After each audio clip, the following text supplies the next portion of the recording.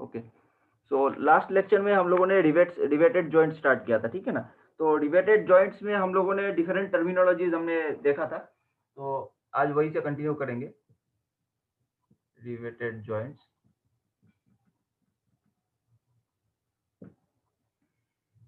तो basic concept देखो क्या है।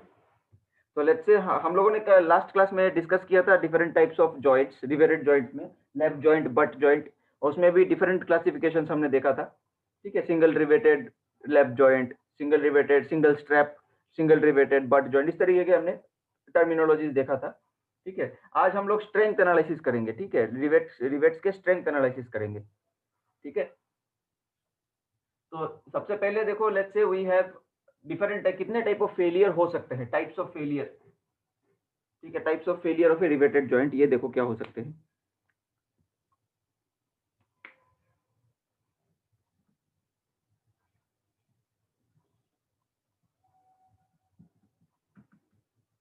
ठीक है, टाइप्स ऑफ फेलियर। तो टाइप्स ऑफ फेलियर में लेट्स से हम लोग के पास ये एक प्लेट ले लो, ओके। ये एक लैप जॉइंट की तरह है, ठीक है। हम लोग एक लैप जॉइंट, फिलहाल लैप जॉइंट लेके एनालिसिस करते हैं, ठीक है। स्ट्रैप जॉइंट या बट जॉइंट के लिए भी सिमिलर एनालिसिस है। ये दो प्लेट है, एक के ऊपर एक, ठीक है। यहाँ पे एक लेट्स से रिवेट है, so this is subjected to some load, this is subjected to some load P, ठीक है। width is W,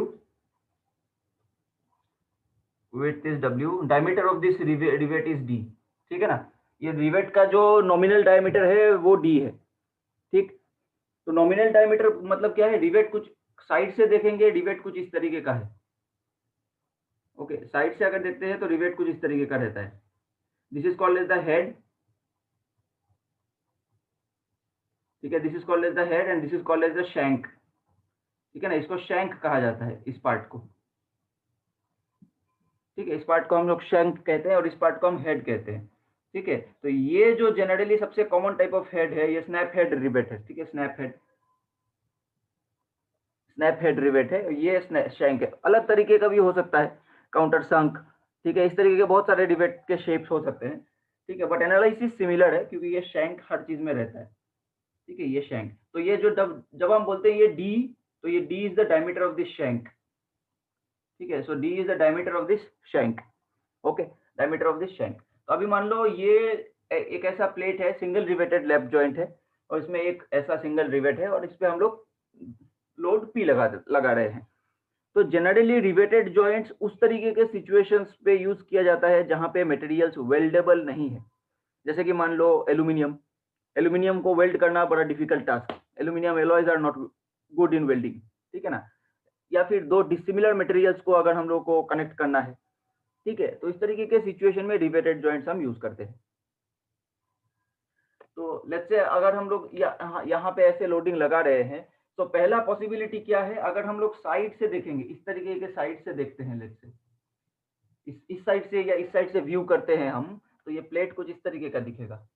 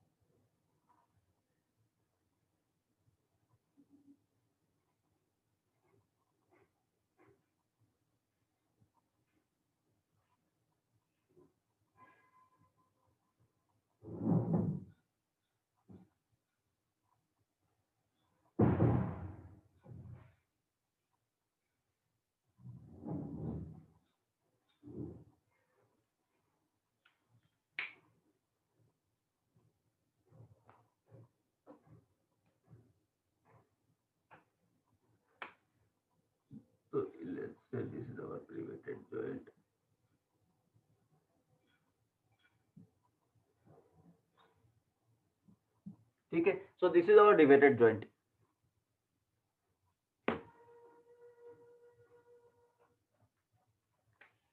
तो ये रेड वाला हमारा रिवेटेड पार्ट है। ओके, तो ये रेड वाला हमारा रिवेटेड पार्ट है।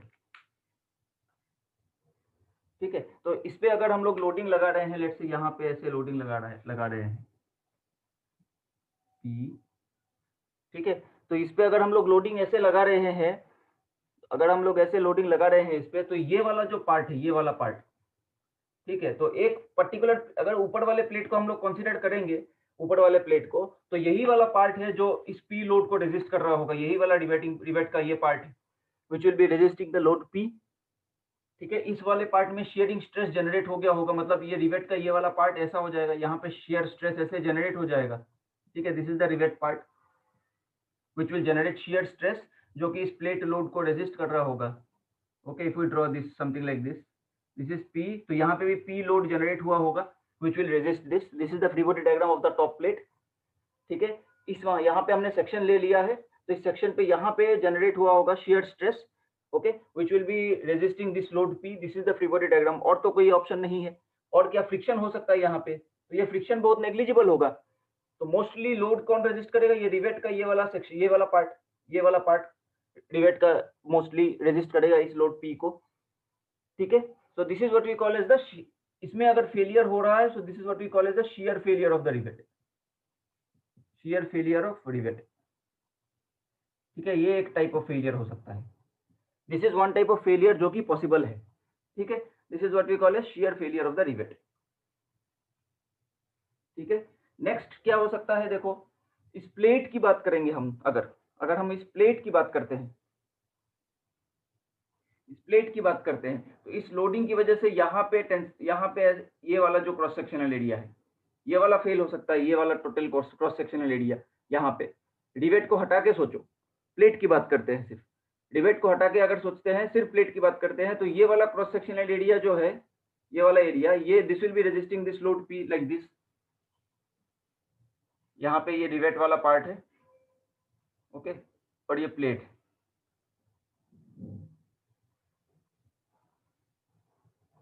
तो ये load P will be resisted by stresses over here।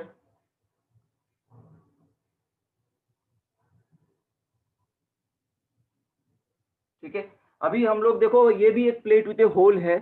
ठीक है, इसमें वो actually speaking there will be some stress concentration, ठीक है ना, बट हम लोग इस चैप्टर में हम लोग ये स्ट्रेस कॉन्सेंट्रेशन वाला पार्ट हम लोग अकाउंट में नहीं ले रहे हैं, फिलहाल हम नहीं ले रहे हैं। क्वेश्चन में अगर स्ट्रेस कॉन्सेंट्रेशन दे रहा है, so take that into account. ठीक है ना, क्वेश्चन में अगर स्ट्रेस कॉन्सेंट्रेशन देता है गेट में, ठीक है, या फिर किसी और एग्जाम में, then take that stress concentration into account. Otherwise फिलहाल हम लोग स्ट्रेस कॉन्सेंट्रेशन अकाउंट में नहीं लेंगे।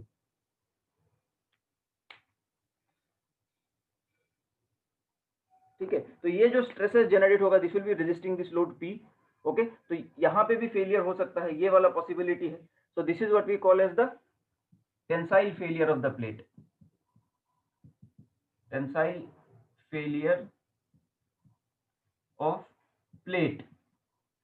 ठीक है, टेंसाइल फेलियर ऑफ प्लेट, ये और एक पॉसिबिलिटी है रिवेट फेलियर का, ये और एक पॉसिबिलिटी है। ठीक है, ये रिवेटेड जॉइंट फेलियर होने का ये और एक पॉसिबिलिटी है। ठीक है,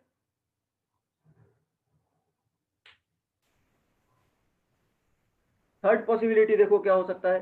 थर्ड पॉसिबिलिटी हो सकता है, यहाँ पे ये रिवेट को हटा दे, अगर इस रिवेट को अगर हम हटा दे, इस रिवेट को अगर हम हटा दे, तो यहाँ पे ये रिवेट क्या कर रहा होगा, यहाँ पे कुछ इस तरीके का प्रेशर जनरेट कर रहा होगा, right.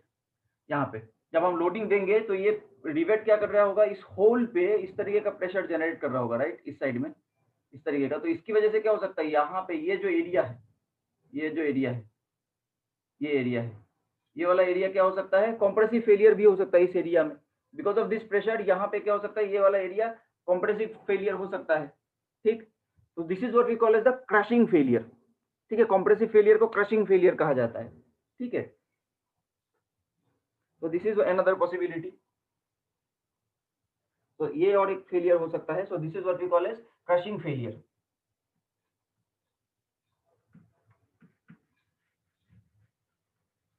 This is what we call as number 3, crushing failure, crushing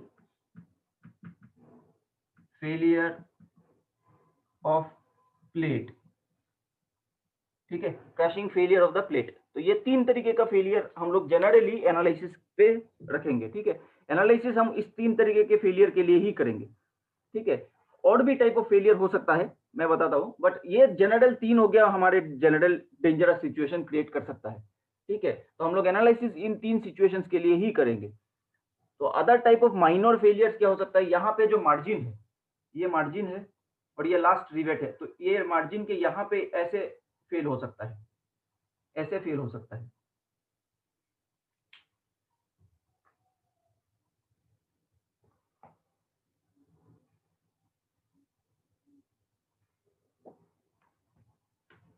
ठीक है, यहाँ पे जो मार्जिन है, ये वाला मार्जिन है, ये हमारा मार्जिन हो गया है, ठीक है। ये ऊपर वाले प्लेट का ये एंड है, तो ये हमारा मार्जिन हो गया, ये डिस्टेंस, यहाँ से ये डिस्टेंस हो गया हमारा मार्जिन, ये कल हमने डिस्कस किया था। तो ये मार्जिन के यहाँ पे इस तरीके का प्लेट टूट के फेलियर हो सकता है यहाँ पे, ओके, ये फेलियर हो सकता है, टीयरिंग ऑफ द मार्जिन, ठीक है। ये और एक टाइप ऑफ माइनर फेलियर है, ये भी हो सकता है। तो this is also called as tearing of the margin, ठीक है। बट वो ये सब हम एनालिसिस जनरली नहीं करेंगे, ठीक है। ये टीयरिंग ऑफ द मार्जिन हो गया, तो इस तरीके के एनालिसिस हम नहीं करेंगे। बेसिक मेजर तीन फेलियर ऑफ एनालिसिस क्या है फेलियर के लिए, ये शेयरिंग फेलियर हो सकता है रिवेट का, सिंगल या डबल। यहाँ पे सिंगल है, वो मैं बताता हूँ, डबल शेयर क्या है वो मैं बताता हूँ। यहाँ पे सिंगल है, so this is sharing failure, tensile failure of the plate, और क्रशिंग फेलियर जो कंप्रेसिव फेलियर होगा यहाँ पे इसके बियरिंग पार्ट के लिए, compressive failure of the plate, ठीक है। तो ये तीन पार्ट लेके ही हम एनालिसिस करेंगे, ठीक है। तो एक एक करके देखते हैं क्या है।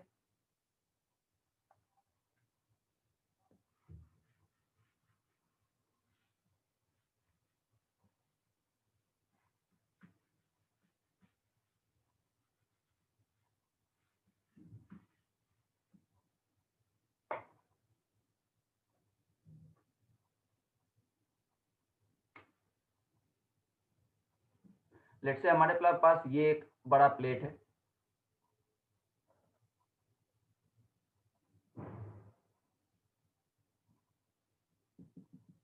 इस प्लेट के नीचे और एक प्लेट,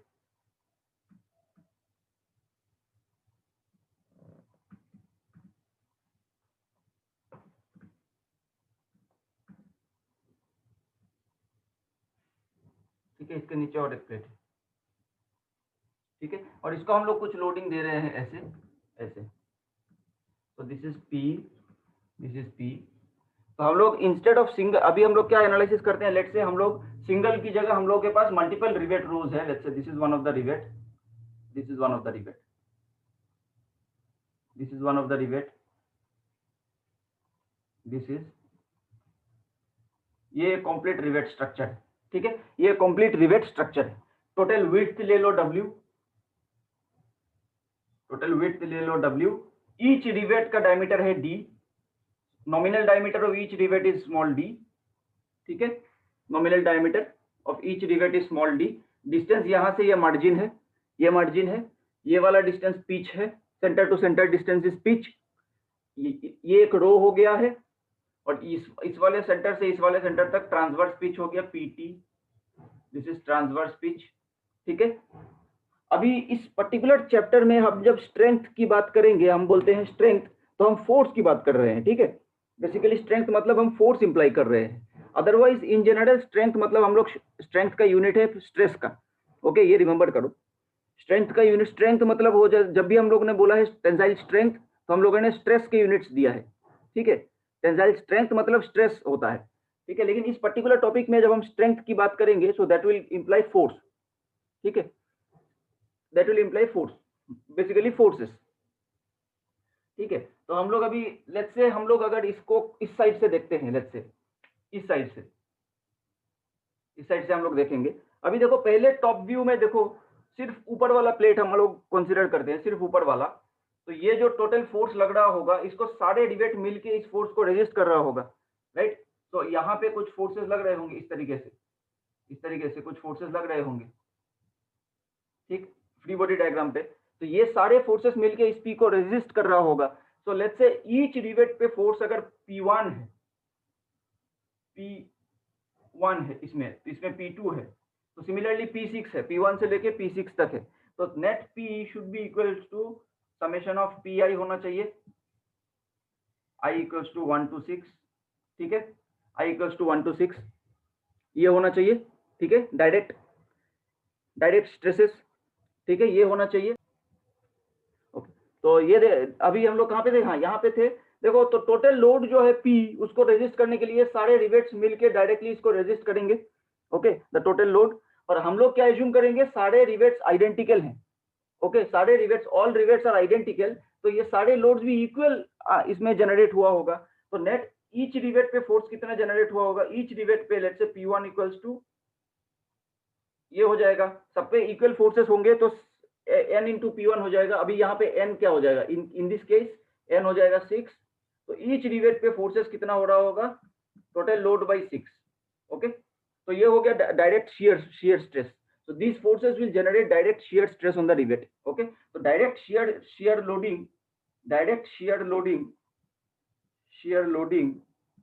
on rivet, ठीक है ना, direct shear loading on rivet, ठीक है, PS direct shear loading in each rivet is equals to क्या हो जाएगा, total load per unit number of rivets, ठीक है, total load per unit number of rivets. अब इस तरीके का सिंगल, ये अगर लैप जॉइंट है, इस तरीके का अगर लैप जॉइंट है तो उसको, उस पे जो भी रिवेट होगा, ये सिचुएशन क्रिएट हो रहा होगा, तो this is called as single shear, okay, rivet under state of single shear. तो सिंगल शियर के लिए क्या हो जाएगा, ईच रिवेट पे इतने फोर्सेस आ रहे होंगे, total force divided by the number of rivets, total force divided by the number of rivets, इतने शियरिंग फोर्सेस आ रहे होंगे, ठीक है।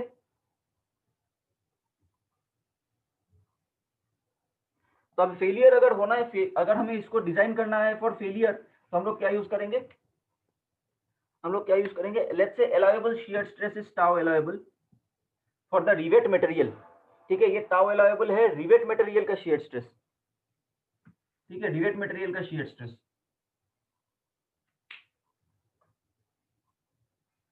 टाउ अलाउएबल अगर रिवेट मटेरियल का शियर स्ट्रेस है तो tau allowable into pi d square by 4, ठीक है, इज इक्वल्स टू क्या हो जाएगा, total load per unit number of rivets, ठीक है, ये हो गया हमारा। और ये टाउ अलाउएबल मतलब क्या है, रिवेट मटेरियल का shear stress divided by factor of safety, ये अलाउएबल शियर है, ठीक है। तो इससे हम लोग क्या कर सकते हैं, डायमीटर ऑफ द रिवेट निकाल सकते हैं, या फिर स्ट्रेंथ ऑफ द रिवेट भी हम चाहिए तो इससे हम लोग निकाल भी सकते हैं, ठीक है, स्ट्रेंथ ऑफ द रिवेट कितना है,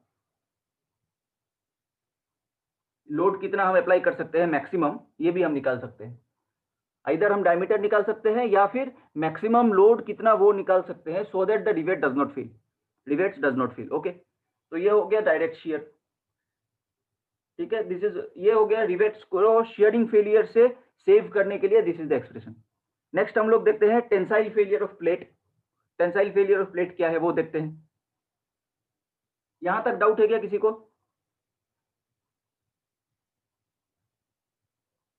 नो सर।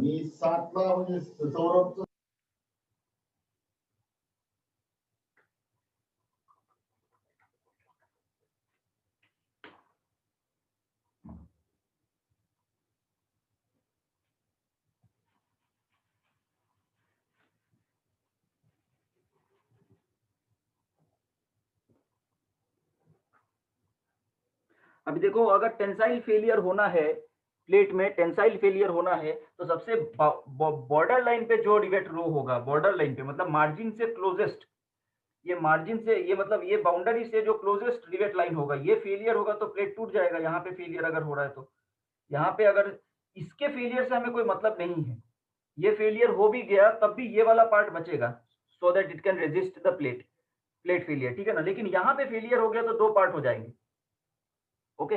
सो ये वाला पार्ट जो है बाउंड्री से क्लोजेस्ट जो है, उसको हम लोग क्रिटिकल मान के एनालिसिस करेंगे।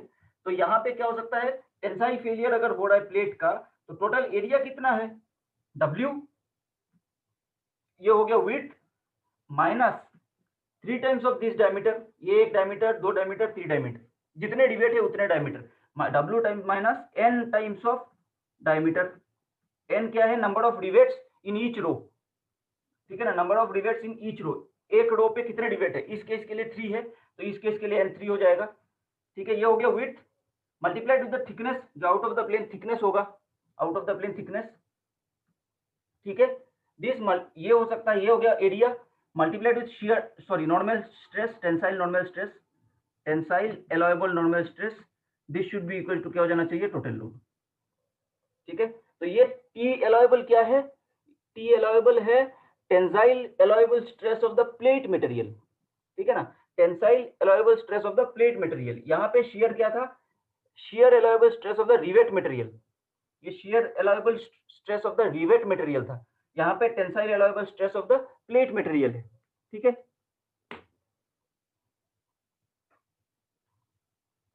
तो W माइनस ये वाला हो गया हमारा टेंसाइल या फिर tearing failure of the plate, इसको tearing failure of the plate भी कहते हैं, ठीक है।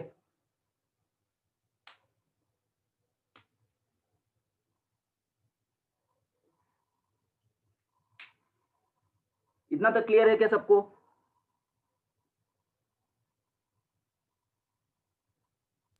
Yes sir. Okay.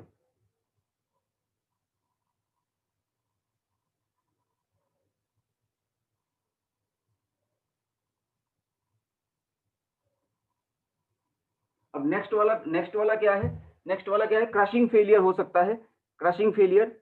Crushing failure मतलब कौन से एरिया में होगा, इस एरिया में अगर नेट जितना फोर्सेस लग रहा होगा वो क्रिएट करेगा क्रशिंग फेलियर, मतलब compressive failure of the plate, ठीक है।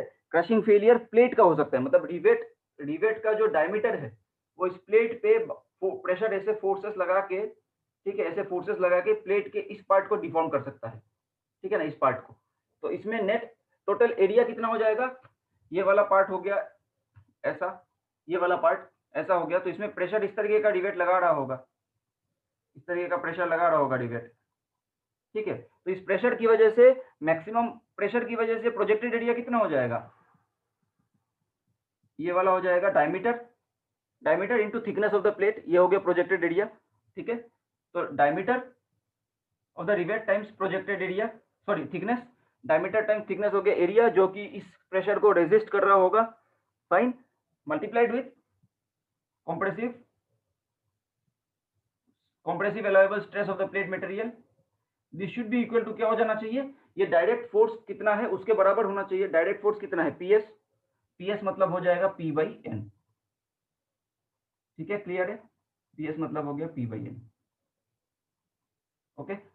टोटल नंबर ऑफ रिवेट्स क्या कितने हैं, ये हो गया diameter of each rivet into thickness of the plate, और ये क्या है, compressive allowable stress of the plate material, ठीक है ना, compressive allowable stress of the plate material, ठीक है, this is equals to P by N, okay. तो ये हो गया कॉम्प्रेसिव फेलियर के लिए एनालिसिस, क्लियर। यहां तक डाउट है क्या किसी को?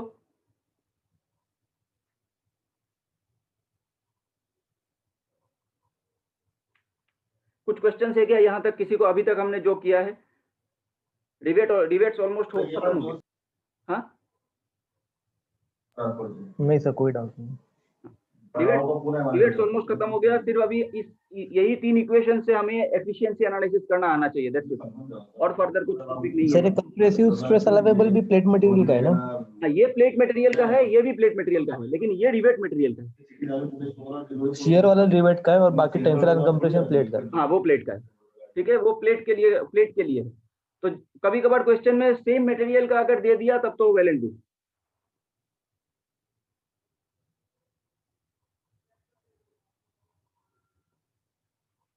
ठीक है। अभी देखो, इंस्टेड ऑफ लैप जॉइंट अगर हमारे पास बट जॉइंट है तो कैसे एनालिसिस करना है,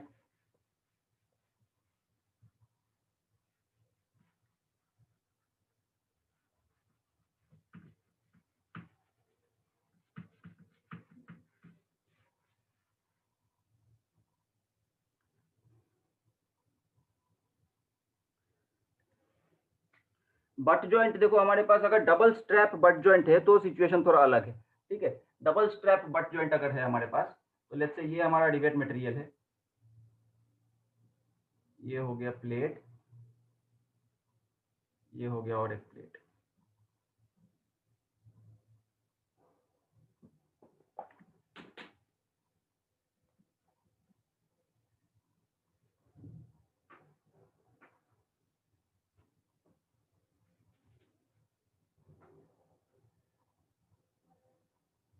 ठीक है, तो ये हमारा रिवेट का हो गया, ये टॉप वाला पार्ट।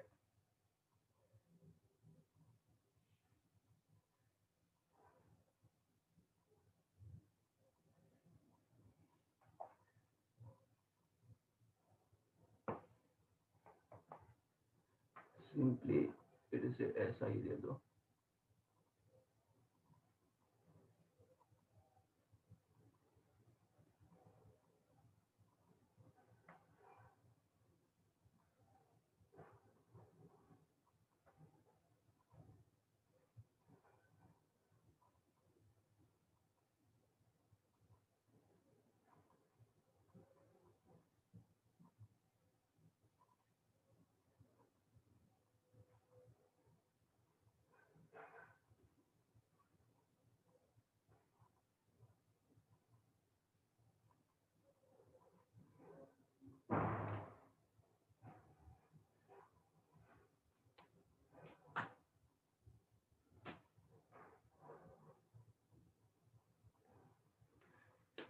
तो ये बीच वाले जो है वो हमारे प्लेट्स हो गए, ये बीच वाले हमारे प्लेट्स हो गए। ठीक है, ये ग्रीन वाले हमारे प्लेट्स हो गए, और ये ब्लू वाले हमारे स्ट्रैप्स हो गए। ये ब्लू वाले हमारे स्ट्रैप्स हो गए। ये ऊपर एक स्ट्रैप है और एक नीचे और एक स्ट्रैप है। ठीक है, ये ब्लू वाले हमारे स्ट्रैप्स हो गए और ये ग्रीन वाला हमारा प्लेट हो गया। तो यहाँ पे हम लोग लोडिंग दे रहे हैं, let's say this is our P, this is our P. ठीक है, तो ये हो गया है double strap single riveted lap joint. ठीक है, सिंगल रिवेटेड क्यों?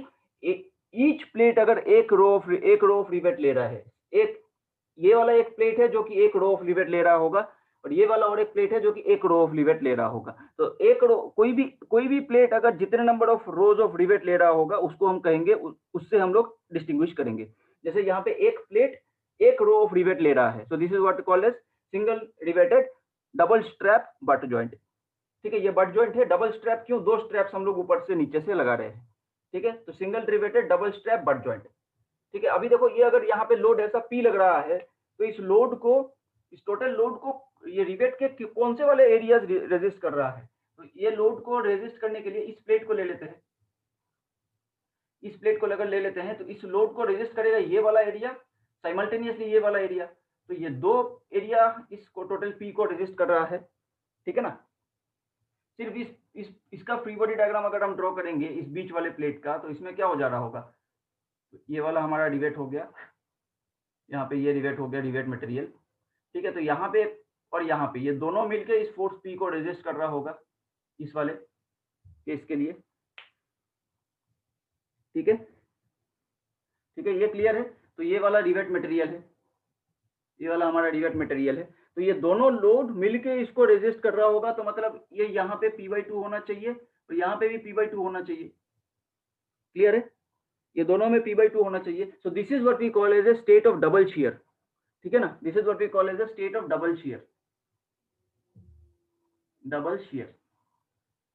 ठीक है, तो each rivet will be in a state of double shear. कोई भी एक rivet will be in a state of double shear. ठीक है, will be in a state of double shear. अब मान लो इस प्लेट में टोटल टॉप व्यू से अगर देखते हैं, इसी प्लेट की बात कर रहे हैं, ये अभी ये ब्लैक लाइन वाला जो प्लेट है, इसी प्लेट की बात कर रहे हैं। इसी प्लेट को अगर हम ऊपर से देखते हैं, तो लेट्स से हमारे पास n नंबर ऑफ रिवेट्स है। ठीक है, n नंबर ऑफ रिवेट्स है, तो each rivet will take a load of P/n, each rivet will take a load of P/n. ठीक है, each rivet will take a load of P/n. Apart from that, each rivet will be in a state of double shear also. ठीक है ना? each rivet will be in a state of double shear also. तो इसमें P instead of n P/2 हम लोग use करेंगे। ठीक है, और इसको रेजिस्ट करने के लिए क्या हो जाएगा? Tau allowable into pi d²/4। ठीक है, या फिर हम लोग P/n ले लेते हैं और डबल शेयर है तो 2 ले लेते हैं, तो यहाँ पे मल्टीप्लाई कर देते हैं 2 से। क्लियर है? तो this is our expression double shear के लिए। तो दिस इज आवर एक्सप्रेशन। यहाँ पे 2 क्यों आया है? Each rivet is in a state of double share, तो इसलिए ये 2 आ रहा है, दो एरिया इसको रेजिस्ट करेगा। ठीक है, further more total load taken by each single rivet is P/n। ठीक है, सो दैट्स व्हाई ये क्या हो जाएगा? P/n इक्वल्स टू ये। This is the equation of the strength. Clear है सर वो डबल शेयर का एक बार बताओ ना,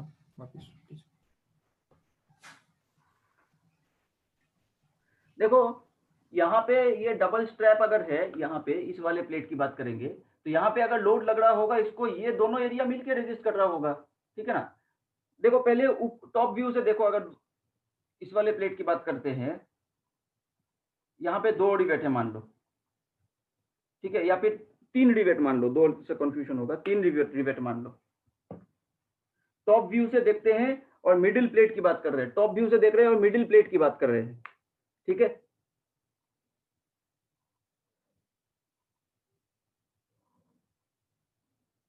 तो यहाँ पे P है और लेट्स से 3 डिवेट्स है,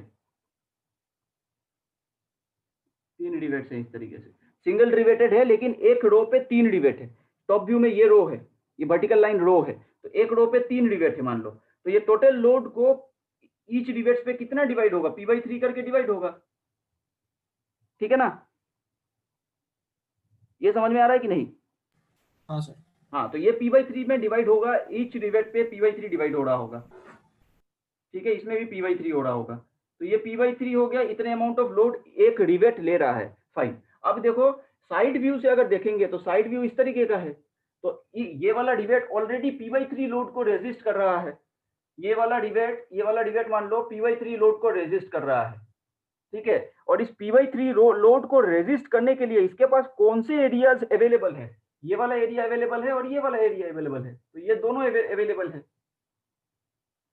ठीक है। और P/3 को मैं PS ले लेता हूँ, PS ले लेता हूँ एट प्रेजेंट, ठीक है ना, PS ले लेता हूँ। तो ये PS लोड को रेजिस्ट करने के लिए हमारे पास 2 एरिया अवेलेबल है ना। इस डायग्राम में आ जाओ,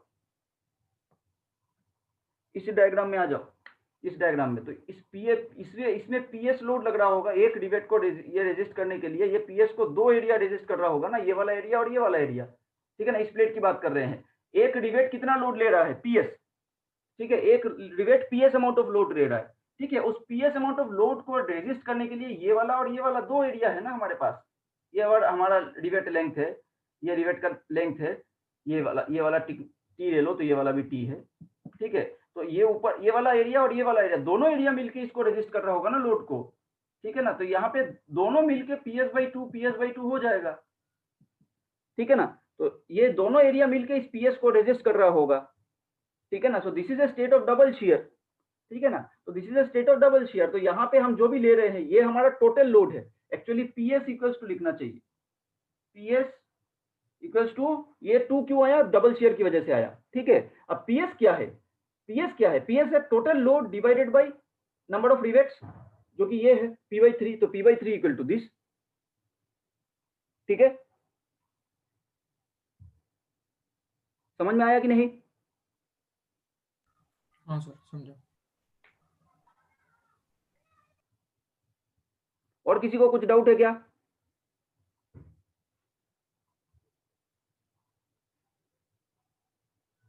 और कोई डाउट है क्या किसी को? ओके फाइन, डाउट नहीं है तो ठीक है, फाइन, हम लोग प्रॉब्लम ट्राई करेंगे अभी।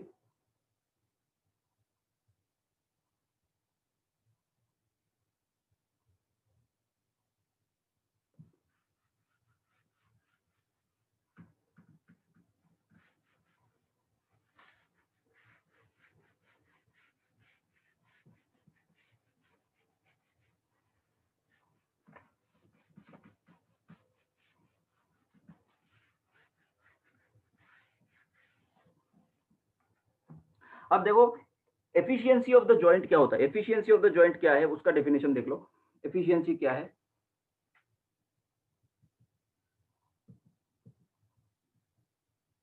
ठीक है, efficiency of the joint, efficiency of riveted joint क्या है।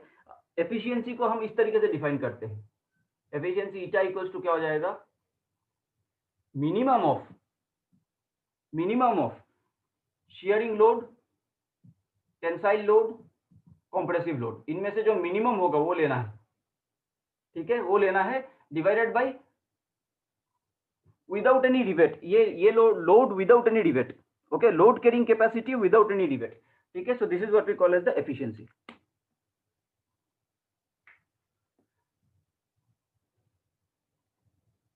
एफिशिएंसी का डेफिनेशन क्या है, ये मिनिमम ऑफ स्ट्रेंथ, ठीक है ना, strength in tension compression and shear, ठीक है ना, minimum of the strength in tension compression and shear, जो भी हमने इक्वेशंस अभी डिफाइन किया है वो वाले।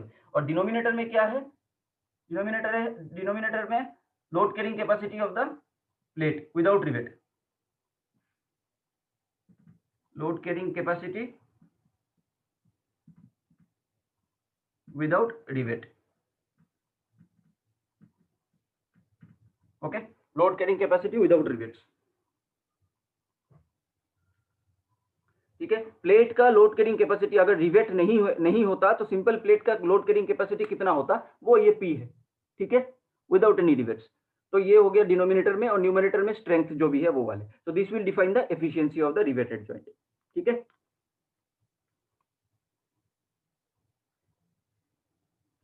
क्लियर है यहां तक जो भी हमने किया है, क्लियर है सबको?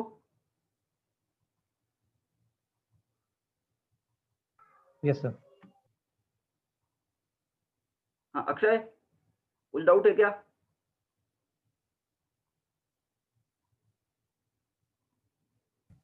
No doubt sir.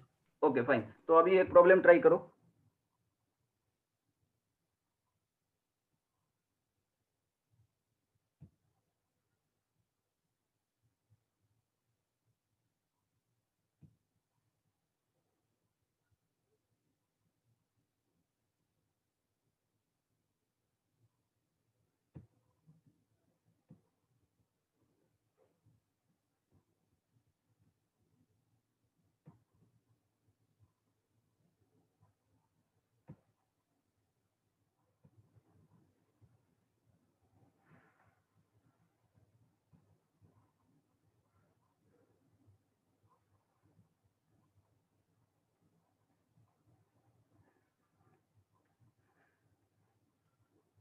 ठीक है, so this is the question, ये हम लोग को सॉल्व करना है। सो क्विकली ये क्वेश्चन राइट अप कर लो, फिर मेरे को बताओ कि क्वेश्चन हो गया है, तो हम लोग प्रॉब्लम सॉल्व करना स्टार्ट करेंगे।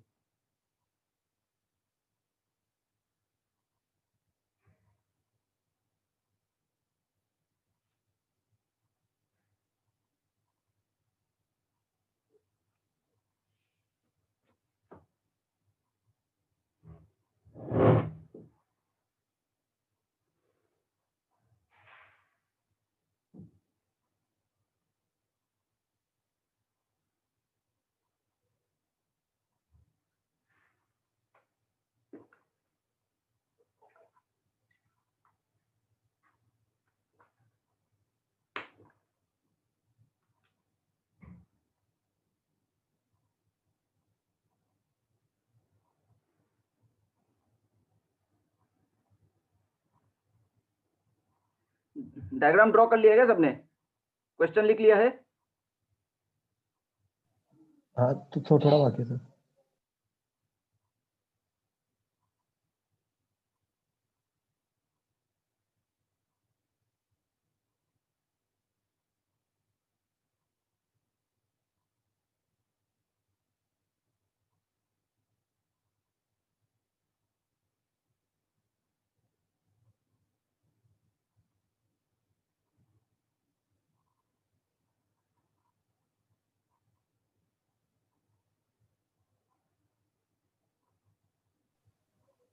लिख लिया सर। ओके, बाकी लोगों का हुआ है क्या? अक्षय? यस सर, हो गया। Okay,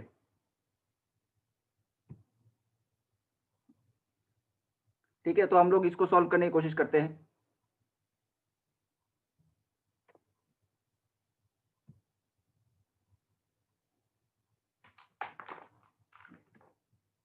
so this is the plate,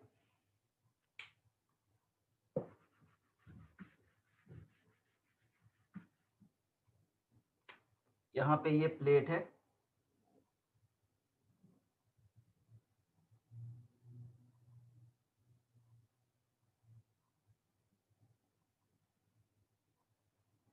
ठीक है। So this is subjected to 15 kilo Newton,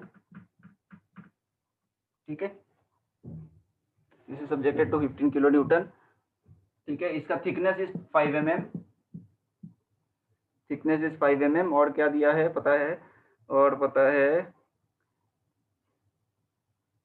permissible stress sigma T दिया हुआ है 80, शियर दिया हुआ है 60 और क्रशिंग दिया हुआ है 120.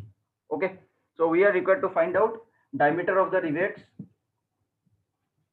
डायमीटर ऑफ द रिवेट्स निकालना है, प्लेट विड्थ निकालना है और क्या है एफिशिएंसी निकालना है. ठीक है, so this is the question. तो कोशिश करते हैं कैसे करेंगे. सबसे पहला टास्क क्या है, ये टोटल लोड पी को कितना रिवेट्स रेजिस्ट कर रहा है, 4 रिवेट्स, राइट. तो load carrying by each rivet कितना हो जाएगा, load carrying by each rivet हो जाएगा 15,000 डिवाइडेड बाय 4. ठीक है, कितना आ रहा है ये 15,000 डिवाइडेड बाय 4, 3750 न्यूटन. ठीक है, तो ये 3750 न्यूटन हो गया हमारा ईच रिवेट का. ये ईच रिवेट इतना लोड ले रहा होगा. ठीक है, तो डायमीटर ऑफ द रिवेट हम कैसे निकालेंगे. तो ये रिवेट्स क्या है, सिंगल शियर पे है. ठीक है, अकॉर्डिंग टू द क्वेश्चन ये रिवेट सारे सिंगल शियर पे है. तो सिंगल शियर पे है अगर तो क्या हो जाएगा tau into pi D square by 4. ठीक है, this should be equal to कितना हो जाना चाहिए 3750. ठीक है, इससे डी निकाल लो, डी कितना आ रहा है, इससे डी निकाल लो, डी कितना आ रहा है, प्लीज चेक डी कितना आ रहा है. हाँ,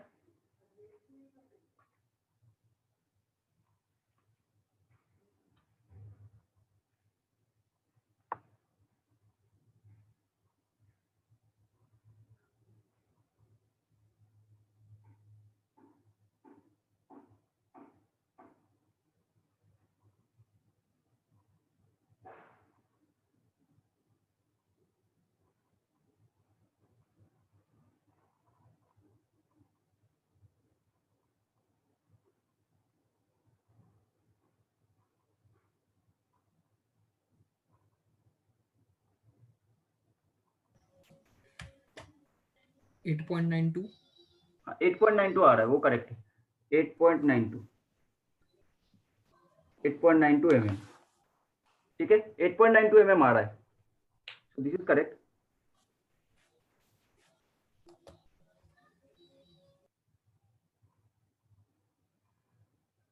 ठीक है, 8.92 इज करेक्ट. ठीक है, 8.92 आ रहा है. नेक्स्ट वाला क्या, हमें क्या करना है, विड्थ ऑफ द प्लेट निकालना है. ठीक है, विड्थ ऑफ द प्लेट निकालना है. तो विड्थ निकालने की कोशिश करते हैं. विड्थ के लिए कौन सा हमें पार्ट लेना चाहिए, विड्थ के लिए हम लोग कौन सा पार्ट लेंगे. देखो, ये वाले पार्ट में फेलियर हो सकता है, टेंसाइल फेलियर, या फिर ये वाले पार्ट में टेंसाइल फेलियर हो सकता है. ठीक है, तो ये वाला पार्ट बाउंड्री से क्लोजेस्ट है तो हमें यही लेना है. बाउंड्री से यही वाला पार्ट क्लोजेस्ट है तो हम लोग ये ले लेंगे. तो ये वाले पार्ट में क्या हो जाएगा, width minus B into thickness, ये होगा area into tensile strength, allowable tensile strength. This is equals to क्या हो जाना चाहिए, load carried by the plate. ठीक है, load carried by the plate 15,000. तो इससे निकाल लो W इक्वल्स टू क्या हो जाएगा, D plus 15,000 sigma T into T. कितना हो रहा है,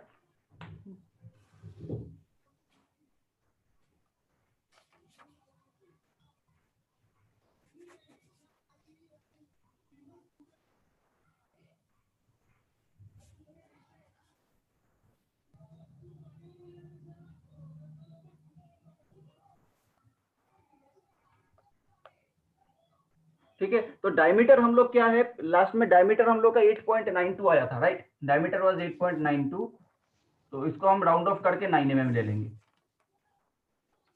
ठीक है, 9 mm या 10 mm ले लेंगे, 10 mm ये मैन्युफैक्चरिंग करना इजी है, 10 mm.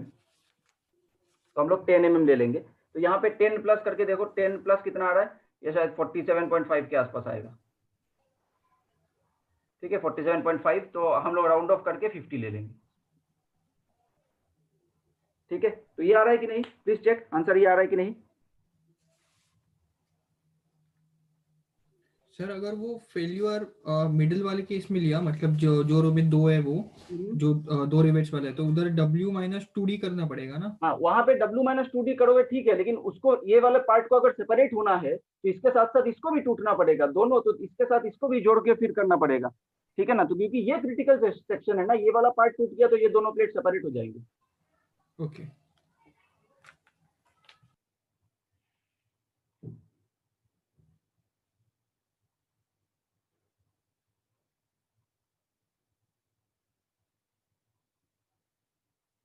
ठीक है, तो ये वाला विड्थ 50 mm आया कि नहीं, विड्थ 50 mm? यस सर, आ गया हाँ, विड्थ 50 47.5। mm आ गया। अभी एफिशिएंसी कैसे निकालेंगे, एफिशिएंसी निकालने की कोशिश करो। एफिशिएंसी के लिए क्या चाहिए, मिनिमम स्ट्रेंथ चाहिए सबके लिए। मिनिमम स्ट्रेंथ पहले निकाल लेते हैं, मिनिमम स्ट्रेंथ। तो शेयरिंग स्ट्रेंथ कितना हो जाएगा, शेयरिंग स्ट्रेंथ पहले निकालते हैं। शेयरिंग स्ट्रेंथ पाई d²/4 इंटू टाउ, राइट, ये हो गया शेयरिंग लोड।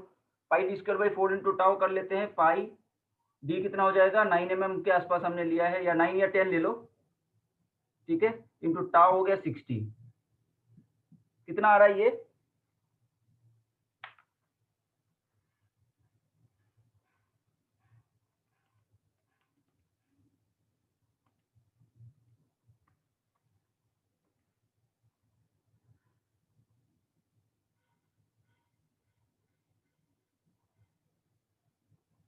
ठीक है, 3817 के आसपास कुछ आएगा, 3817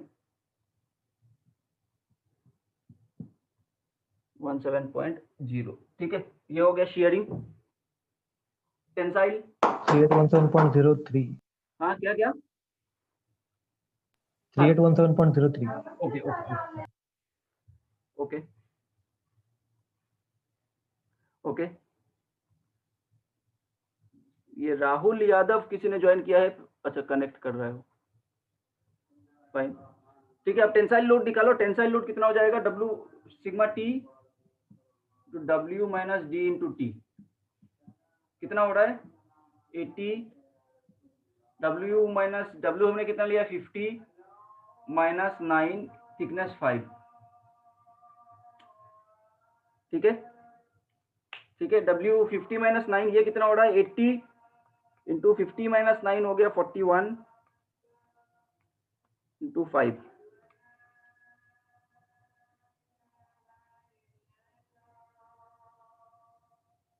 ठीक है। तो ये ले लो 16400, इस तरीके का कुछ आएगा,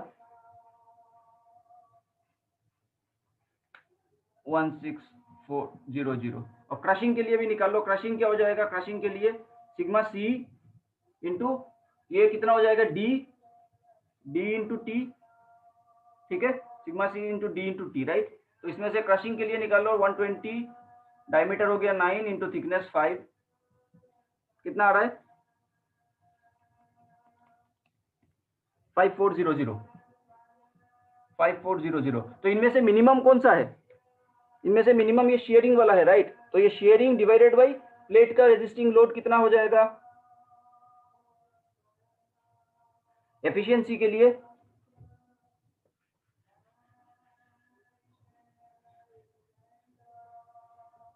ठीक है, विदाउट रिवेट 3817 सर। एक्चुअली 3817 जो हमने लिया ना, हाँ जो स्टार्टिंग में हमने निकाला था PS इक्वल टू P/N, हाँ, तो वो भी ले सकते हैं क्या?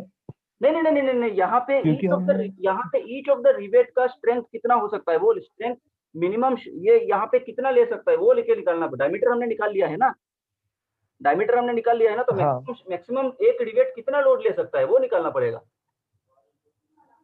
यहाँ पे एक पर्टिकुलर रिवेट मैक्सिमम कितना लोड ले सकता है, इतना ही तो ले सकता है ना, इससे ज्यादा तो नहीं ले सकता एक रिवेट।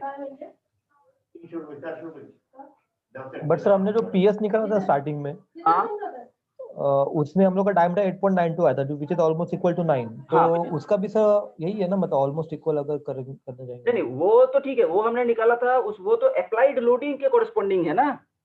अप्लाइड लोडिंग 15 हाँ किलो न्यूटन था, उस अप्लाइड लोडिंग के कोरस्पोंडिंग ईच रिवेट कितना हमारा चाहिए वो हमने निकाला है, ठीक है। लेकिन रिवेट का जब हम लोगों ने डायमेंशन चूज कर लिया है तो उस वो रिवेट मैक्सिमम कितना लोड ले सकता है ये तो हमें चाहिए। उस एफिशिएंसी के लिए हम लोग मैक्सिमम लोड कितना एक एक पर्टिकुलर कंपोनेंट के लिए एक एक पर्टिकुलर केस के लिए कितना मैक्सिमम लोड लिया जा सकता है वो निकालना पड़ेगा। उसके बाद इन तीनों में से जो मिनिमम होगा वो लेना पड़ेगा न्यूमरेटर पे। क्लियर है? मतलब जो हम लोग का जो डायमीटर निकला था पहले उसको हमने राउंड अप करके 9 लिया। हाँ, उसको हमने राउंड ऑफ करके 9 लेकिन लिया सर है। प्रैक्टिकली वैसे देखा जाए तो हम लोग को 10 लेना चाहिए था। 10 लेके भी कर सकते हो, वो थोड़ा बहुत इधर उधर आएगा एफिशिएंसी। 10 लेके भी कर सकते हो। हाँ 10 लेके भी कर सकते हो। 8.92 इज द मिनिमम है, ठीक है ना। 8.92 से नीचे हम नहीं जा सकते, यस। ठीक है ना। वो हमारा डिजाइन डायमीटर है। तो हम एक्चुअली में डायमीटर कितना ले रहे हैं? अगर 9 ले रहे हो तो 9, 10 ले रहे हो तो 10। तो मैंने अभी फिलहाल मैंने 9 ले लिया, ठीक है। 10 लेके भी चेक कर सकते हो। तो वैसे एग्जाम में वो मतलब जो ऑप्शन देंगे वो तो प्रैक्टिकल के हिसाब से देंगे ना, तो नहीं हम लोग को 10 लेना नहीं, चाहिए था एग्जाम में जो उसका ऑप्शन देंगे वो एग्जाम तुमको में। In general options either A B C D दिया रहेगा या फिर तुम्हारे पास डैश रहेंगे, फिल इन द गैप। उस फिल इन द गैप में तुमको जो एग्जैक्ट तुम्हारा डायमेंशन आया हुआ है उसी से लेके करो, क्योंकि उनका रेंज रहता है। जैसे मान लो एफिशिएंसी का ओके रेंज रहेगा, मान लो 70 टू 72 या फिर 80 टू 82, इस तरीके का रेंज रहेगा। तुम्हारा जो एग्जैक्ट डायमीटर आया होगा उसको राउंड ऑफ मत करो। उसको राउंड ऑफ करके करोगे तो इस रेंज के बाहर चला जाएगा तो गलत होगा आंसर। तो सर अगर एग्जैक्ट डायमेंशन लेकर करेंगे ना तो तो सिर्फ तो पीएस तुम्हारा का पीएस आंसर फिर 3750 ही आएगा। हाँ, तो वो ले सकते हो ना। वो ले सकते हो एग्जाम के लिए वो ले सकते हो। हम मतलब लोग वही यहाँ जो पे हमने स्टार्टिंग में P/4 के हिसाब से निकाला था। हाँ, तो हम लोग यहाँ पे कॉन्सेप्ट्स के लिए कर रहे हैं। एग्जाम पॉइंट ऑफ व्यू से तुम देखोगे जो तुम्हारा एग्जैक्ट डायमेंशन आया होगा उसी को लेके करो। एग्जाम में राउंड ऑफ नहीं करना है, ठीक है ना। एग्जाम में राउंड ऑफ नहीं करना है। यहाँ पे हम लोगों ने राउंड ऑफ किया है बोल के ये आया है लोड। ओके, हाँ right। अगर राउंड अप नहीं करते तो फिर से वही आता 3750 का। फिर तो जो लोड है वही वही लोड आता, उतना ही लोड लेना है, उतना ही लोड लेना है। अब उतना लोड लेके एफिशिएंसी निकालो, हाँ ठीक है। ये कौन है बंदा चैट पे?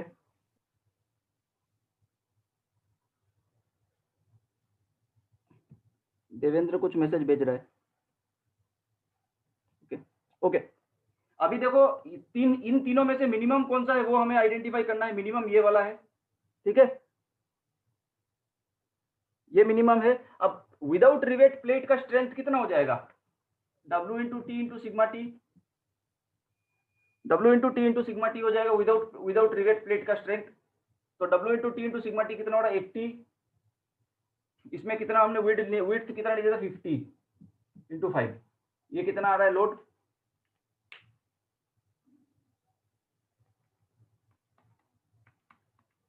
20,000, ठीक है ना। 20,000 आ रहा है तो इस 20,000, ठीक है। अब उसके इस पे रेशियो ले लो 3817 डिवाइडेड बाई दिस, तो you will get the efficiency, ठीक है।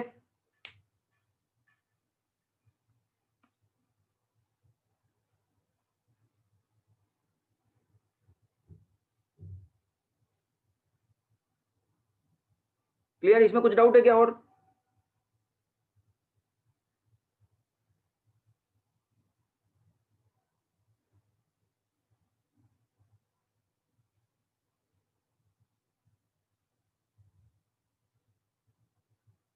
कुछ डाउट है क्या किसी को? नहीं सर। हेलो राहुल यादव, आप कुछ रिस्पॉन्ड करोगे क्या? आपको ऑडिबल विजिबल है कि नहीं? Please unmute.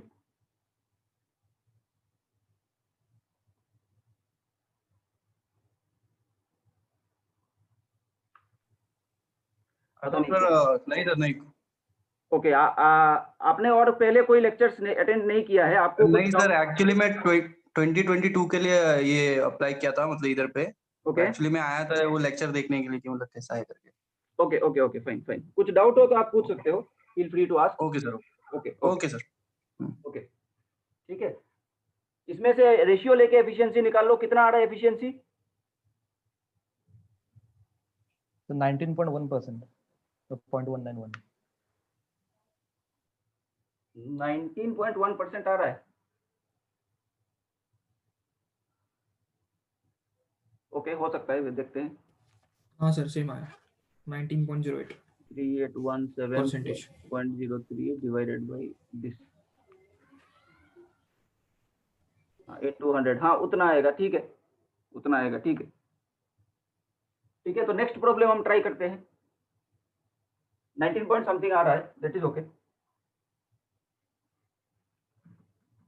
ठीक है, इसमें कुछ डाउट है क्या और? No sir. ओके,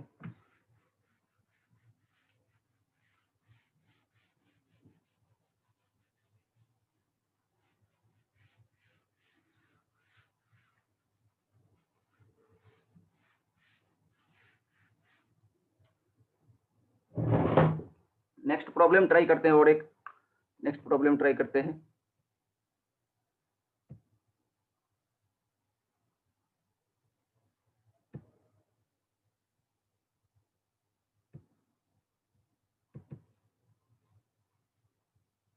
ओके, ये प्रॉब्लम विजिबल हो रहा है क्या? अब तक आया नहीं सर, ओपन नहीं हुआ।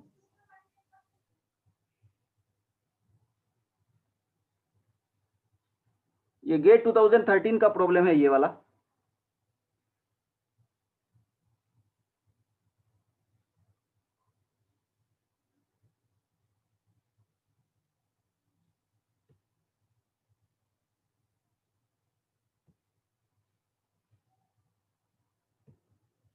अभी आया क्या, विजिबल हुआ है प्रॉब्लम?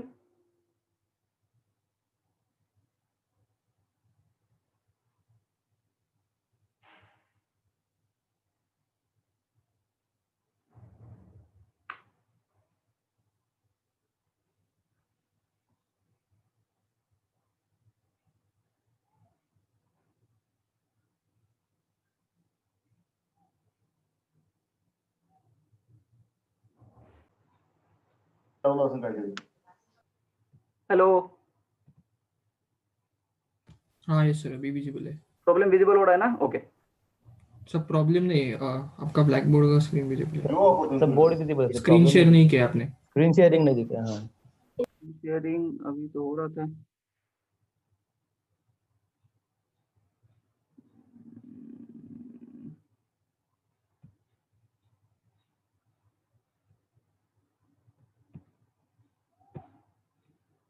हाँ, अभी अभी हो रहा है विजिबल। हाँ सर, ये दिख रहा है। ये गेट 2013 का प्रॉब्लम है, ठीक है।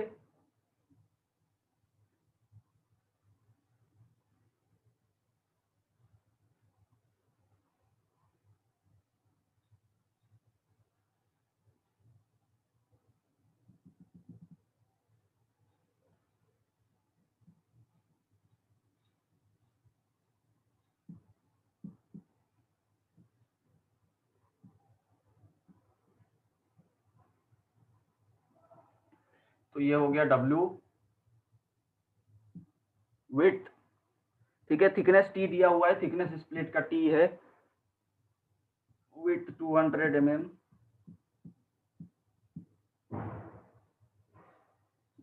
विड्थ 200, थिकनेस 5, ठीक है। Number of rivet 3, diameter of the rivet D, rivet दिया हुआ है 10 mm, डायमीटर ऑफ होल दिया हुआ है 11 mm,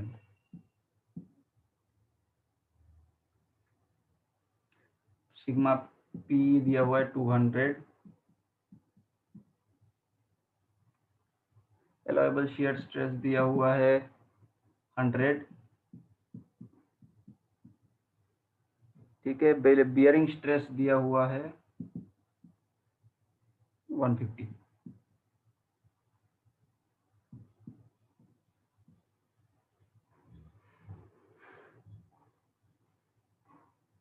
ओके, क्रशिंग फेलियर के लिए डिजाइन करना है, ठीक है। क्वेश्चन नोट डाउन हो गया क्या सबका? 2 क्वेश्चन है इसमें। Wait sir.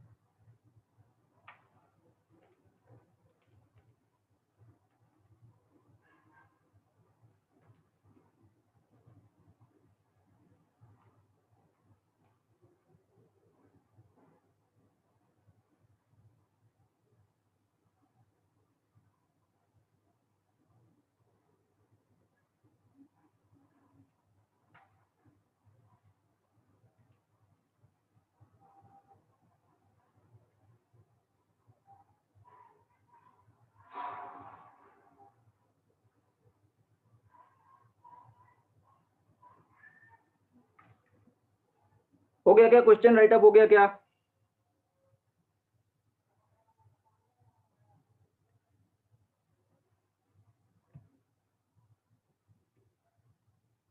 Question write up हो गया क्या सबका?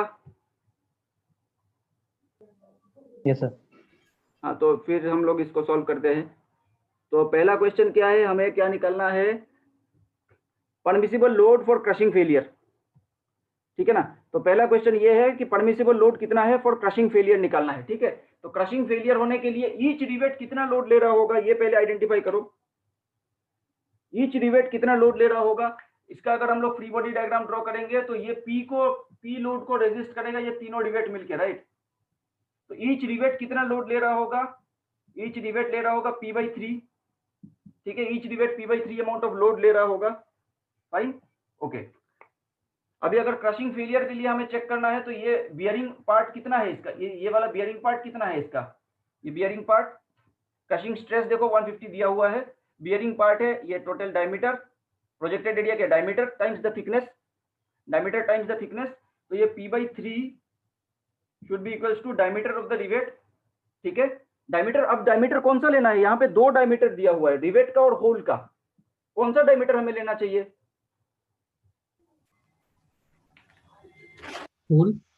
होल का डायमीटर की रिवेट का डायमीटर लेना चाहिए, crushing failure of the plate? Hole का लेना चाहिए ना सर, होल तो पे होल का failure हो रहा है। डायमीटर।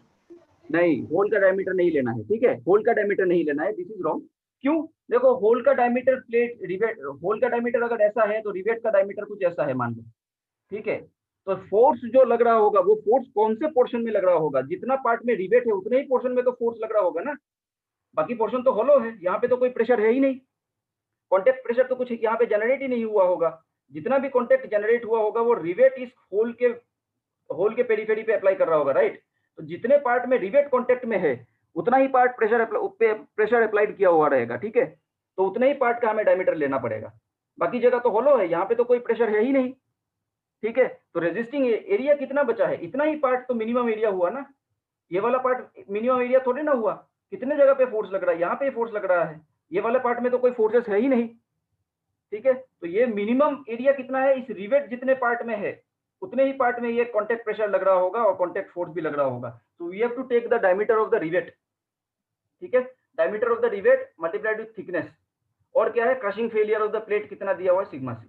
इससे निकालो मैक्सिमम लोड कितना आ रहा है और ऑप्शन क्या है, इसमें से पता चल जाएगा। क्लियर है? ये डायमीटर ऑफ रिवेट हम क्यों ले रहे हैं, क्लियर है?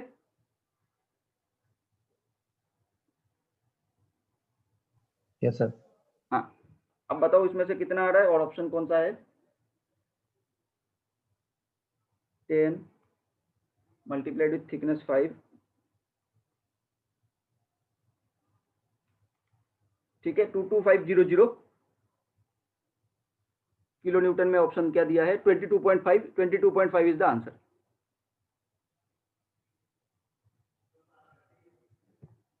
ठीक है, तो ऑप्शन सी आ रहा है आंसर, आ रहा है कि नहीं? तो इसमें से 22500 किलो न्यूटन आएगा आंसर। हाँ सर आया। 22500 किलो न्यूटन नहीं, न्यूटन, तो किलो न्यूटन में आंसर चाहिए तो 22.5 किलो न्यूटन, ठीक है। 22.5 किलो न्यूटन, ये हमारा ऑप्शन हो गया, ठीक है। कुछ डाउट है क्या किसी को अभी यहां तक?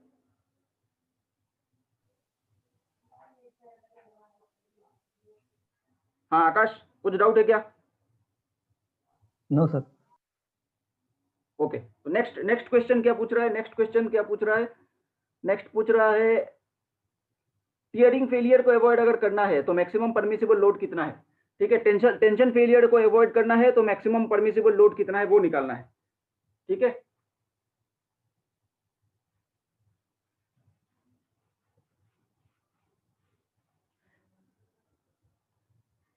टेंशन फेलियर को अगर अवॉइड करना है तो मैक्सिमम परमिसिबल लोड कितना है वो लेना है, वो निकालना है, ठीक है। अब देखो टेंशन कहाँ पे हो रहा होगा, ये वाले एरिया पे, ये वाला एरिया हमारा टेंसाइल फोर्स रेजिस्ट कर रहा होगा, राइट। ये वाला रेड पोर्शन हमारा जो है वो टेंसाइल लोड को रेजिस्ट कर रहा होगा। तो total P should be equal to क्या हो जाएगा, sigma T tensile stress multiplied with area. अब एरिया कौन सा लेना है, total width minus 3 times of diameter, ये तो हमें पता चल गया 3 टाइम्स ऑफ डायमीटर लेना है, ठीक है। अब डायमीटर कौन सा लेंगे, इनटू थिकनेस। डायमीटर अब कौन सा लेंगे, रिवेट का कि होल का,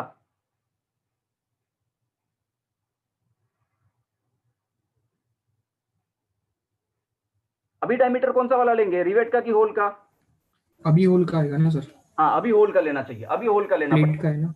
क्योंकि अभी होल का वाला डायमीटर, अभी होल का वाला ही ये वाला मिनिमम क्रॉस सेक्शन है जो कि लोड को रेजिस्ट कर रहा है, ठीक है। ये देवेंद्र का आंसर आया है होल, ये दिस इज करेक्ट, ठीक है, दिस इज करेक्ट, ठीक है। अभी होल वाला डायमीटर लेना है, ठीक है। देखो ये दिस इज वाई गेट में ये कंफ्यूज करने के लिए देते हैं। अब देखो पिछले वाले प्रॉब्लम में क्रशिंग फेलियर के लिए होल वाला यूज करोगे तो जो ऑप्शन आएगा, आंसर आएगा, वो ऑप्शन में होगा, ठीक है, तो गलत मिलेगा, ठीक है, तो फिर नेगेटिव मार्किंग मिलेगा। Please be careful, last bearing failure जब देना है तो रिवेट का डायमीटर लेना है, क्यों, क्योंकि रिवेट ही कॉन्टेक्ट में, जिस पार्ट में कॉन्टेक्टेड है उसी पार्ट में प्रेशर अप्लाई होगा, ठीक है, बाकी पार्ट होलो है, वहां पे अप्लाई नहीं होगा, ठीक है। तो वो that is important to take rivet diameter, यहाँ पे होल डायमीटर लेना है, ठीक है, यहाँ पे होल डायमीटर लेना है। अब होल डायमीटर लेके लोड निकालो कितना आ रहा है,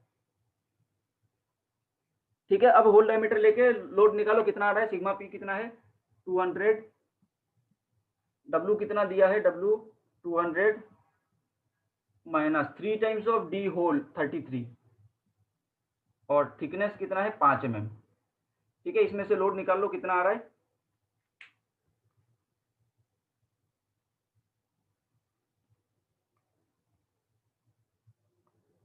ठीक है, 167 आ रहा है, ठीक है, 167 किलो न्यूटन, 167 किलो न्यूटन, ठीक है। तो और 167 किलो न्यूटन, तो ऑप्शन सी आ रहा है, ठीक है।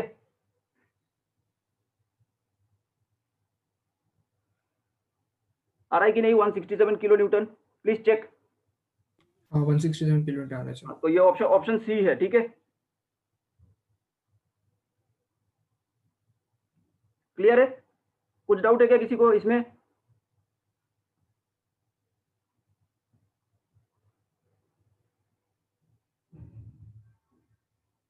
किसी को कुछ डाउट है क्या अभी तक, यहाँ पे किसी को डाउट है क्या कुछ?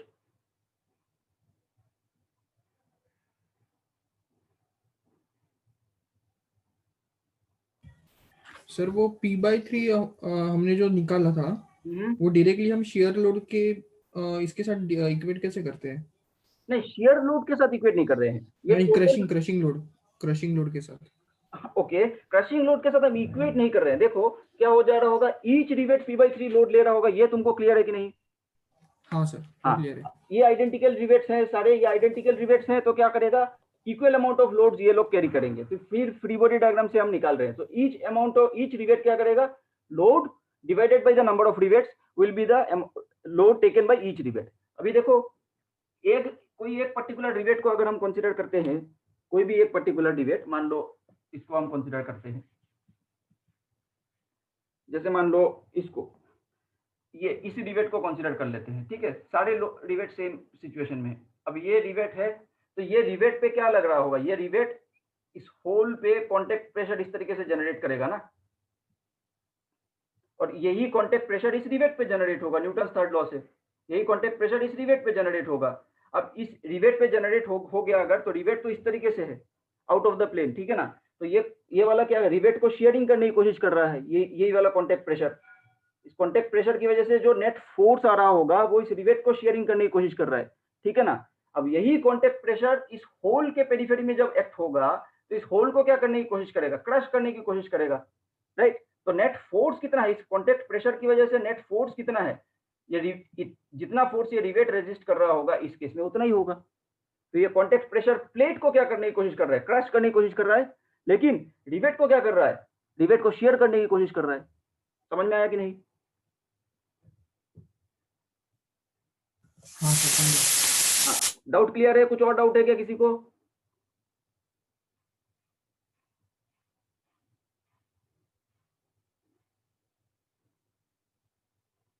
किसी को कुछ और डाउट है क्या?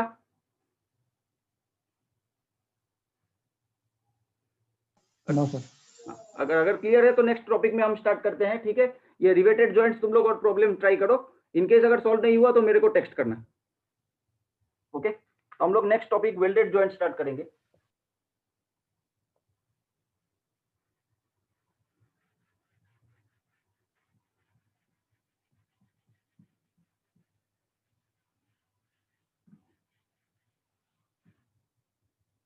देखो वेल्डेड जॉइंट हम लोग स्टार्ट करेंगे, तो there are basically two types of weld. जैसे रिवेट में दो टाइप के थे, यहाँ पे वेल्डेड जॉइंट में भी दो टाइप के हैं।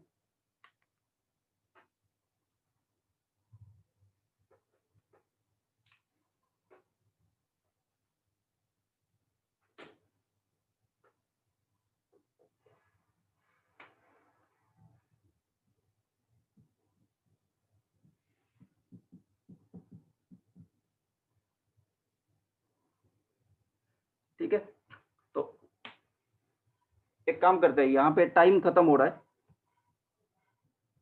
ठीक है, तो हम लोग वेल्डेड जॉइंट से कंटिन्यू करते हैं।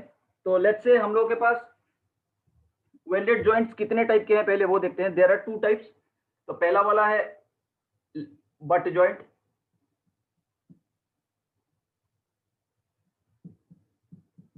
ठीक है, और दूसरा वाला है फिलेट जॉइंट।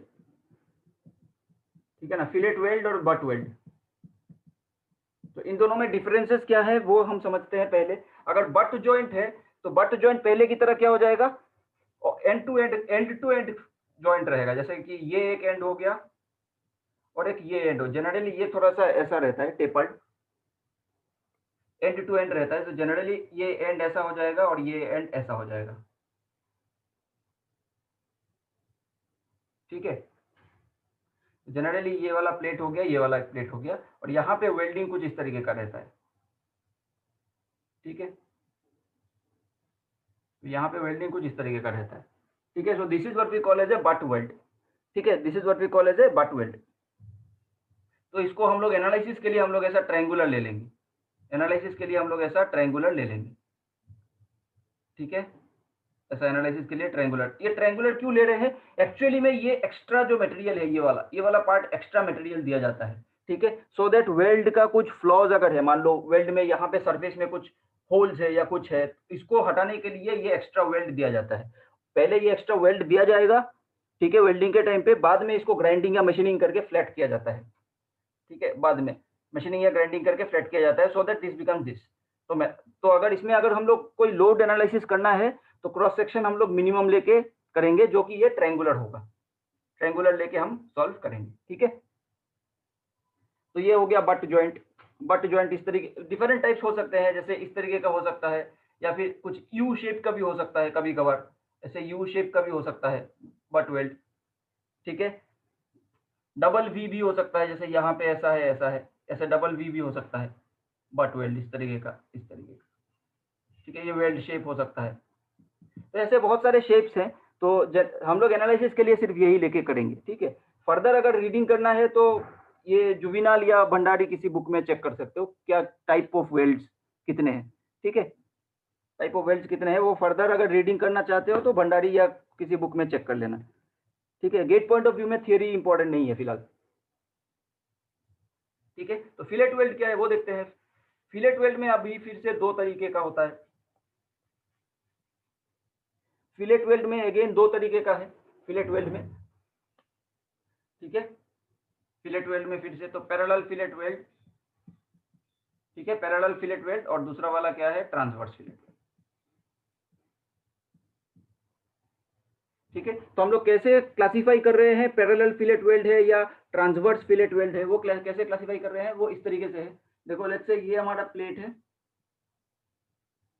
ये हमारा लेट्स से कोई प्लेट है, और ये किसी वॉल के साथ वेल्डेड किया हुआ है। वॉल या बड़ा प्लेट मान लो, ये वाला बड़ा प्लेट है नीचे वाला, इसके साथ वेल्डेड किया हुआ है। अगर मान लो लोड इस तरीके से एक्ट हो रहा है, ठीक है, लोड इस तरीके से एक्ट हो रहा है, और लोड के पैरेलल अगर हमने वेल्ड किया है, मान लो यहाँ पे वेल्ड किया है ऐसे, ये वाला हमारा वेल्डेड पार्ट है।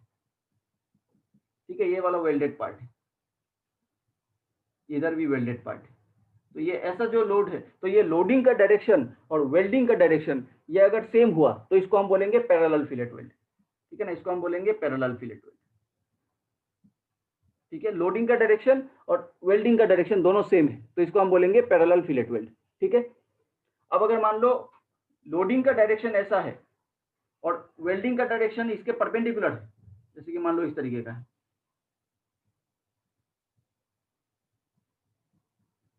ठीक है। लोडिंग का डायरेक्शन इधर है और वेल्डिंग का डायरेक्शन इधर है, ठीक है। ये और ये एक दूसरे के परपेंडिकुलर है, ठीक है।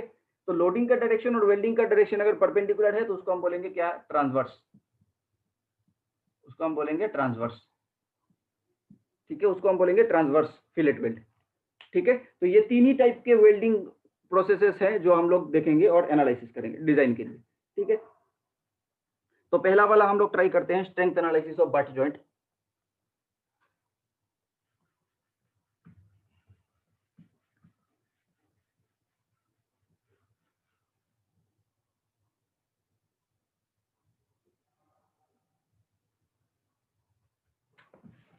बट जॉइंट का स्ट्रेंथ एनालिसिस सबसे सिंपलेस्ट है, एकदम सिंपल। लेट्स से ये हमारा बट जॉइंट है, इस तरीके का हमारा बट जॉइंट है, ये कोई प्लेट है, ये कोई प्लेट है,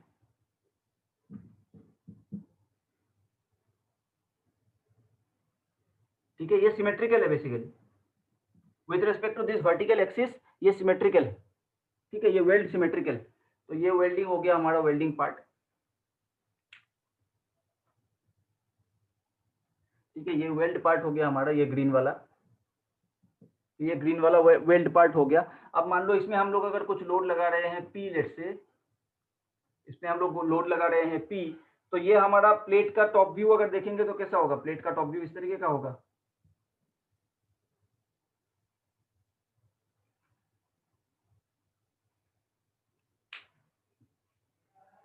प्लेट का टॉप व्यू इस तरीके का होगा, ठीक है।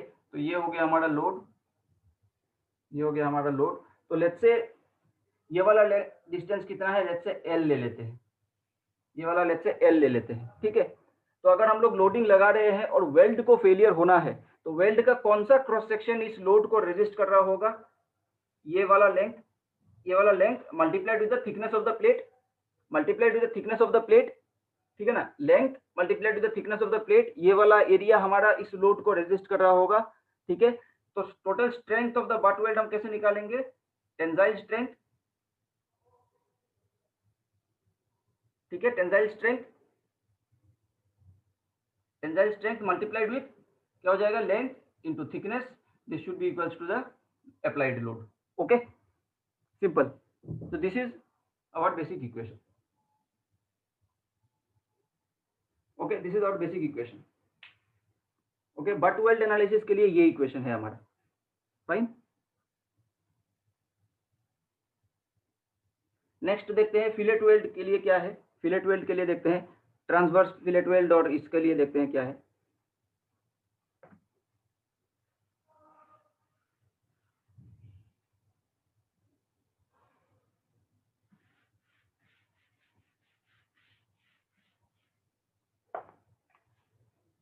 सबसे पहले पैरेलल फिलेट वेल्ड क्या है वो देखते हैं। Parallel fillet weld, parallel fillet weld देख लेते हैं। लेट्स से ये हमारा प्लेट है,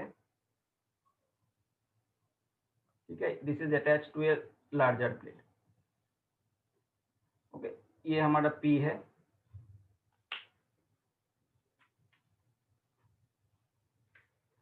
ये हमारा इधर वेल्ड है,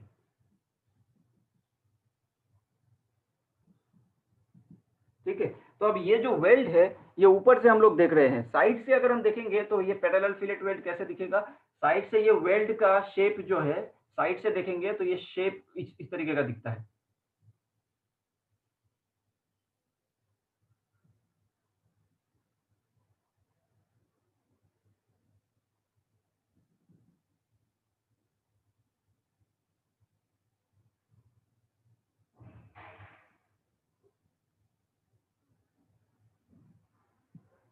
ठीक है ना। तो यहाँ पे हम लोग एक लोड लगा देंगे, लेट्स से पी, ठीक है। तो ये वाला पार्ट में लेट्स से वेल्डेड है, तो ये वाला वेल्डेड पार्ट इस तरीके का कुछ दिखेगा, ठीक है ना, साइड से। This is the weld, this green part is the weld, ठीक है।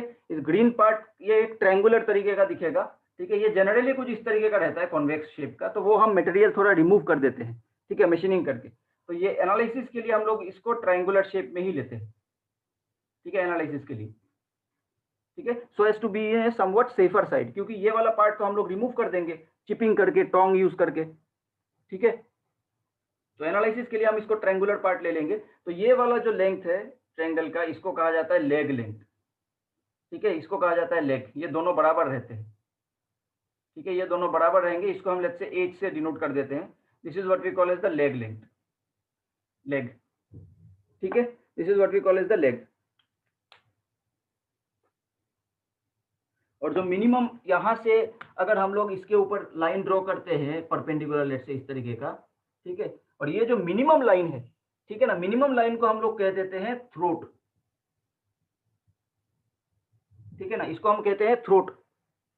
ठीक है, इसको हम कहते हैं throat, throat of the weld. अब देखो, इस वाले लोड को अगर यहाँ पे रेजिस्ट करना है तो यहाँ पे दो वेल्ड है, एक ये, दो वेल्ड है। ठीक है, दो वेल्ड है। तो अगर हम लोगों को इस पे अगर लोड लग रहा है P, इसको रेजिस्ट करना है, तो दोनों वेल्ड मिलके इस P को रेजिस्ट करेगा। तो ये दोनों वेल्ड मिलके इस P को रेजिस्ट करेगा। तो ये दोनों वेल्ड पे लेट से यहाँ पे P1 लग रहा है तो यहाँ पे P2 लग रहा होगा। ठीक है, तो ये P1 plus P2 equals to P होना चाहिए। ठीक है, equilibrium P1 plus P2 equal to P होना चाहिए।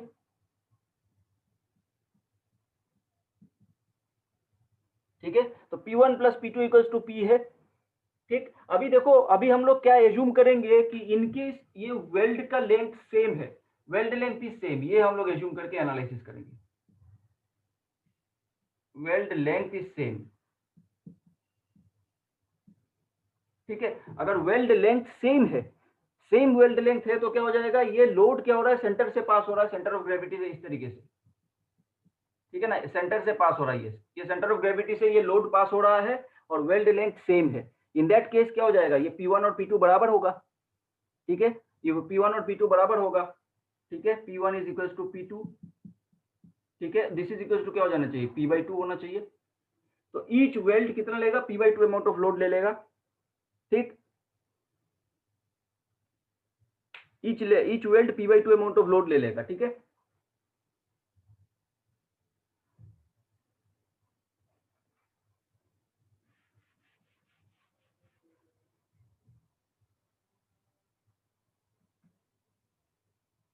ठीक है, ईच वेल्ड इतना ले लेगा लोड।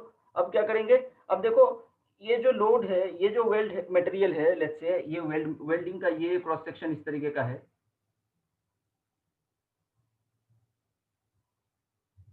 ठीक है ना, तो ये वेल्डिंग का ये पूरा क्रॉस सेक्शन जो है इसका, ये क्या करेगा, इस लोड को रेजिस्ट करेगा, राइट। तो रेजिस्ट करने के लिए जो मिनिमम एरिया है, मिनिमम एरिया कुछ ये है। ठीक है ना, तो ये मिनिमम एरिया जो है ये है थ्रोट वाला एरिया। ओके, ये थ्रोट वाला एरिया हो गया हमारा मिनिमम एरिया। ठीक है ना, तो जितना भी इसमें क्या हो जाएगा, अभी शेयरिंग आएगा वो इस थ्रोट वाले एरिया में आएगा। ठीक है, तो ये थ्रोट वाला एरिया जो है वो इसको रेजिस्ट करेगा, इस लोड को। तो ये थ्रोट वाला एरिया हमारा मिनिमम हो गया। ठीक, मिनिमम क्रॉस सेक्शन हो गया। तो ये throat throat throat area multiplied with the weld length. ठीक है, multiplied with the weld length, this is the total cross sectional area. ठीक है, मल्टीप्लाइड विद शियर स्ट्रेंथ। अब इसमें इसमें क्या हो जाएगा, इस थ्रोट एरिया में क्या हो जाएगा, शियरिंग जनरेट होगा। शियरिंग जनरेट होकर इस पे टोटल फोर्स इस तरीके से जनरेट करेगा शियरिंग से। ठीक है, थिकनेस थिकनेस हो गया, ये थिकनेस की जगह मतलब basically this is the throat area, this is the throat area, this is the throat length. और ये हो गया length of the weld. Shear strength this should be equal to कितना होना चाहिए, एक वेल्ड कितना लोड ले रहा है, P/2 ले रहा है, इन आवर केस P/2 ले रहा है। तो this is the strength equation. और ये थ्रोट लेंथ हम कैसे निकालेंगे, थ्रोट लेंथ हम लोग, ये हमारा थ्रोट लेंथ है, ये हमारा थ्रोट लेंथ है, इसको हम ज्योमेट्री से निकाल सकते हैं क्योंकि ये H है, ये भी H है। तो ये वाला एंगल कितना हो जाएगा, 45 डिग्री हो जाएगा। राइट एंगल ट्रायंगल है तो ये 45 डिग्री हो गया। ये अगर 45 डिग्री हो गया, ये तो परपेंडिकुलर है, ये वाला एंगल 90 डिग्री है। तो H cos 45 degree is the throat length. Throat length is equal to क्या हो जाएगा, H cos 45 degree, sorry H sin 45 degree, H cos नहीं, H sin ऑपोजिट साइड है। ये एंगल अगर 48 डिग्री है तो इसका ऑपोजिट साइड है H sin 45 डिग्री। ठीक है, this is equal to 1/√2H। ठीक है, 1/√2 कुछ 0.707 ऐसा आता है, तो 0.707 ऐसा आएगा। 0.707 H, ठीक है, 0.707 H ये हो गया थ्रोट लेंथ। इसको हम इस इक्वेशन में पुट करके हम लोग इसको स्ट्रेंथ के लिए डिजाइन कर सकते हैं। ओके, कुछ डाउट है क्या इसमें? अभी तक कुछ डाउट है क्या?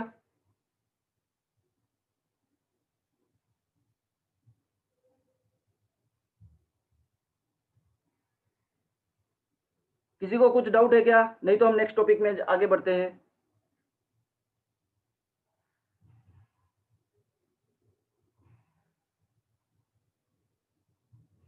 ओके,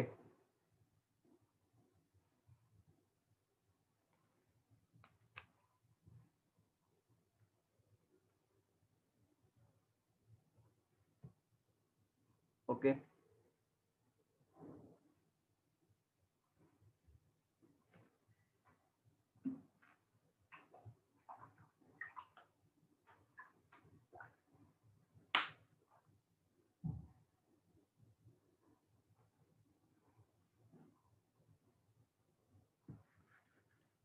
देखो एक डिफरेंट क्लास ऑफ प्रॉब्लम्स ये भी है कि वेल्ड लेंथ अगर सेम ना हो, ठीक है, ये एक डिफरेंट क्लास ऑफ प्रॉब्लम्स है जहां पे वेल्ड लेंथ सेम नहीं है। In that case P1 and P2 will be different, ठीक है, तो P1 एंड P2 डिफरेंट होगा, वेल्ड लेंथ सेम नहीं है, तो क्या करेंगे हम, P1 एंड P2 अलग अलग ले लो, ठीक है, P1 एंड P2 अलग अलग ले लो और सेंटर के अबाउट मोमेंट बैलेंस कर दो। ये डिस्टेंस है, लेट्स से सेंटर का डिस्टेंस ये है, वेल्ड से डिस्टेंस इस सेंटर के अबाउट मोमेंट बैलेंस कर दो, तो P1 into this length plus minus P2 into this length equal to 0 होना चाहिए, ठीक है ना, नेट मोमेंट 0 होना चाहिए, तो सेंटर के अबाउट मोमेंट बैलेंस कर दो because of these two loads, ठीक है, उससे हम निकाल सकते हैं। और इस ऐसे इक्वेशन हम लिख सकते हैं एक एक वेल्ड के लिए, तो मोमेंट बैलेंस करके P1 P2 का रिलेशनशिप मिलेगा, उसको P के साथ रिलेट करके लोड निकाल सकते हैं। ओके, लेकिन उस तरीके का problem GATE point of view के लिए इंपॉर्टेंट नहीं है, ठीक है, from GATE point of view unequal weld length this is not important. In case अगर सीखना चाहते हो तो अनइक्वल वेल्ड लेंथ के लिए क्या करना है, सेंटर के अबाउट मोमेंट बैलेंस कर दो, P1 P2 लोड अलग रख के, ठीक है, लोड मोमेंट बैलेंस कर दो और P1 P2 को रिलेट करो फ्रॉम स्ट्रेंथ इक्वेशन, तो लेंथ के साथ रिलेशनशिप मिल जाएगा। ओके, तो अभी हम लोग देखते हैं ट्रांसवर्स फिलेट वेल्ड के लिए कैसा है स्ट्रेंथ इक्वेशन।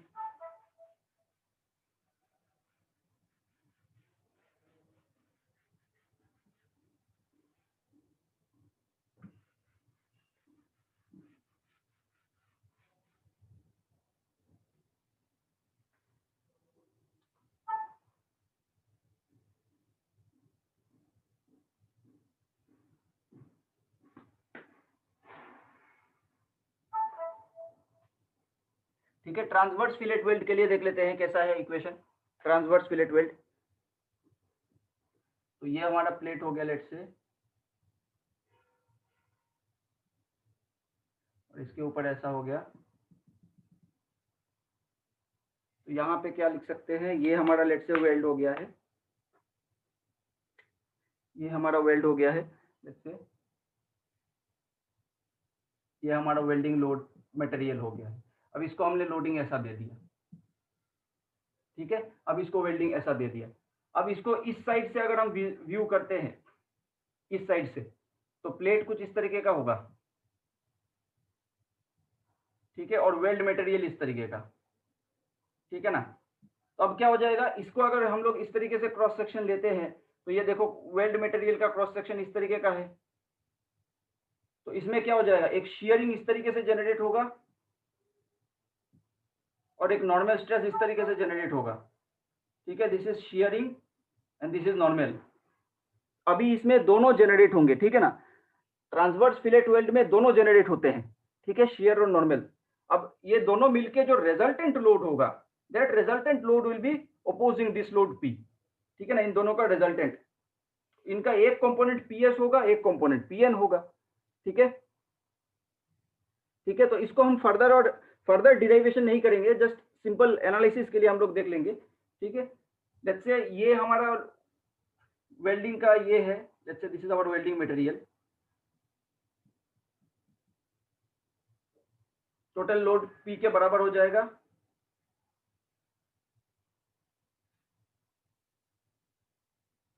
ये एंगल लेट से हम लोग थीटा ले लेते हैं, ये एंगल थीटा ले लेते हैं, तो PS क्या हो जाएगा, P sin थीटा के बराबर हो जाएगा PS, ठीक है ना। तो PS क्या हो जाएगा, P sin थीटा के बराबर हो जाएगा। कहाँ गया?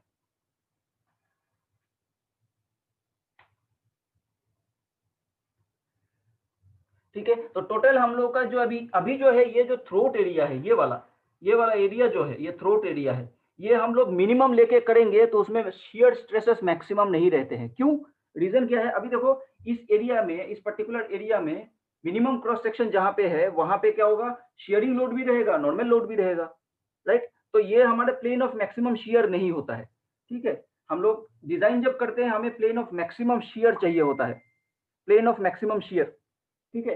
तो प्लेन ऑफ मैक्सिमम शियर पे शियरिंग स्ट्रेसेस मैक्सिमम होगा, उसको लेके हमें डिजाइन करना है, ठीक है, क्योंकि ये डक्टाइल मटेरियल होगा, वेल्ड मटेरियल, ये डक्टाइल मटेरियल होगा जनरली। तो हम लोग मैक्सिमम शियर वाला प्लेन कौन सा होगा वो हमें पहले निकालना है, ठीक है। तो मैक्सिमम शियरिंग प्लेन का डिराइवेशन मैं नहीं करूंगा, मैं जस्ट एक्सप्रेशन दे देता हूं।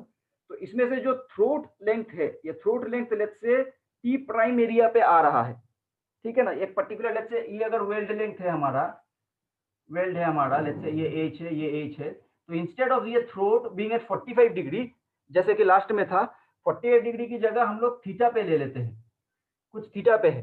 तो ये टी प्राइम जो है, ये जो लेंथ है, ये वाला length, this is let's say T prime. वो टी प्राइम हम लोग शियर स्ट्रेस को लेके मैक्सिमाइज करके निकाल सकते हैं। वो T prime will be equal to H divided by sine theta plus cos theta, ठीक है, please remember,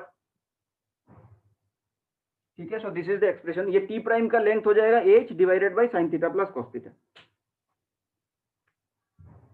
H divided by sine theta plus cos theta, ठीक है। ये हो जाएगा टी प्राइम का लेंथ, ओके, थ्रोट का। तो ये वाला टी प्राइम लेके हमें एक्चुअली में ट्रांसवर्स फिलेट वेल्ड डिजाइन करना होता है, ठीक है। ये वाला ये लेके टी प्राइम लेके, तो टोटल लोड क्या हो जाएगा, टोटल शियर स्ट्रेस क्या हो जाएगा, PS which is P sin theta divided by T prime into weld length, okay. T prime क्या हो जाएगा, H by sin theta plus cos theta, ठीक है, H by sin theta plus cos theta। और rather हाँ, ये P sin theta, और इसको in terms of strength equation भी लिख सकते हो, P इक्वल टू लेके, ओके, क्रॉस मल्टीप्लाई करके। So this is our equation,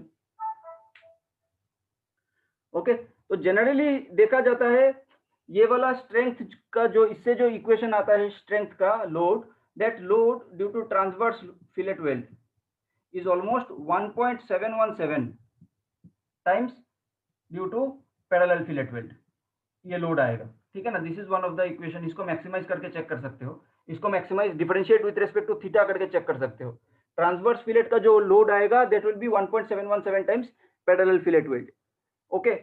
तो इसीलिए सेफ साइड में रहने के लिए हम लोग क्या करते हैं, मिनिमम थ्रोट एरिया लेके ही डिजाइन करेंगे, ठीक है। मिनिमम थ्रोट एरिया जो है T equals to H sine 45 degree, इसी को लेके हम अगर डिजाइन करेंगे तो हमारा क्या हो जाएगा, वेल्ड सेफ साइड पे रहेगा। ये conservative estimate, T equal to H sine 45 हमारा कंजर्वेटिव एस्टिमेट, ठीक है। उसको ही लेके हम लोग ट्रांसवर्स फिलेट भी डिजाइन कर देंगे तो हमारे लिए सिंपल रहेगा।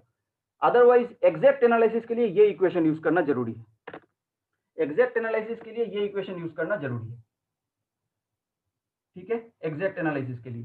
तो this is a complex equation, इसमें थीटा है, तो थीटा का maximum plane of maximum shear इतना आता है 67.5 डिग्री पे, ओके। ये T prime is equals to ये 67.5 डिग्री थीटा में पुट करो, टी प्राइम कितना आ रहा है वो निकालो। Theta plane of maximum shear 67.5 degree पे आता है, वो यहाँ पे सब्सटीट्यूट करके टी प्राइम निकालो, यहाँ पे भी 67.5 होगा, उससे स्ट्रेंथ इक्वेशन में यूज करना है, ठीक है। तो ये कॉम्प्लेक्स एनालिसिस हो रहा है, कॉम्प्लिकेटेड हो रहा है, तो इसको सिंप्लीफाई करके हम लोग कंजर्वेटिव एस्टिमेट अगर ले रहे हैं तो हम इसको भी पैरेलल फिलेट वेल्ड की तरह सिंपली सॉल्व कर सकते हैं, प्रोवाइडेड टाउ इक्वल्स टू ऐसा ले लेंगे, P divided by 0.707 H into weld length, ठीक है। इससे अगर हम लोग डिजाइन करते हैं वेल्ड का H या L निकालते हैं तो हम लोग कंजर्वेटिव साइड में रहेंगे, ठीक है, हम लोग सेफ साइड में रहेंगे। लेकिन एग्जैक्ट एनालिसिस ये है, ओके, एग्जैक्ट एनालिसिस ये है। तो दीज आर आवर इक्वेशंस, तो इससे हम लोग स्ट्रेंथ डिटरमाइन करेंगे। तो एक प्रॉब्लम मैं नेक्स्ट क्लास में सॉल्व करवा दूंगा, ठीक है। कुछ डाउट है क्या अभी तक किसी को?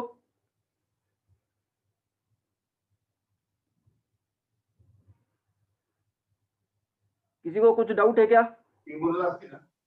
सर टाउ के इक्वेशन में P tau equal to P by P sine theta upon T prime L, हाँ तो इसमें एल जो है वो विड्थ ऑफ द प्लेट है ना?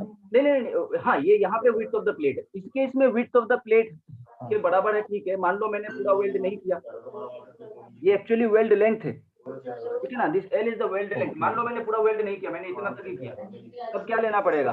अब ये वेल्ड लेंथ लेना है, ठीक है ना, क्लियर है? Yes sir. ये this Yes, is sir. The weld length. मैंने जो डायग्राम ड्रॉ किया है उसमें विड्थ और वेल्ड लेंथ सेम था, इसीलिए विड्थ के बराबर लिख सकते हो, otherwise this is the weld length. Okay, yes sir. और कुछ डाउट है क्या?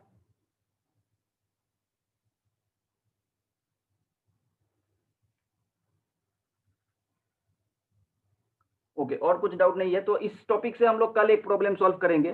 गेट का एक क्वेश्चन, एक या दो क्वेश्चन ही आया हुआ है वेल्डिंग से, हम लोग सॉल्व करेंगे, ठीक है। तो कल हम लोगों का लास्ट क्लास रहेगा, कल हम लोग स्प्रिंग्स और रोलिंग बियरिंग खत्म कर देंगे, तो कल ऑलमोस्ट गेट का 98% सिलेबस खत्म हो जाएगा, ठीक है। तो स्प्रिंग और रोलिंग बियरिंग हम लोग कल करेंगे, ठीक है, और कल लास्ट रहेगा, ठीक है। इसके अलावा इफ यू फील कि कुछ डाउट है या कुछ टॉपिक सीखना चाहते हो, इवन इफ फ्रॉम सॉम और वाइब्रेशंस, हम लोग मेरे को टेक्स्ट कर देना, I will definitely help you, ठीक है ना।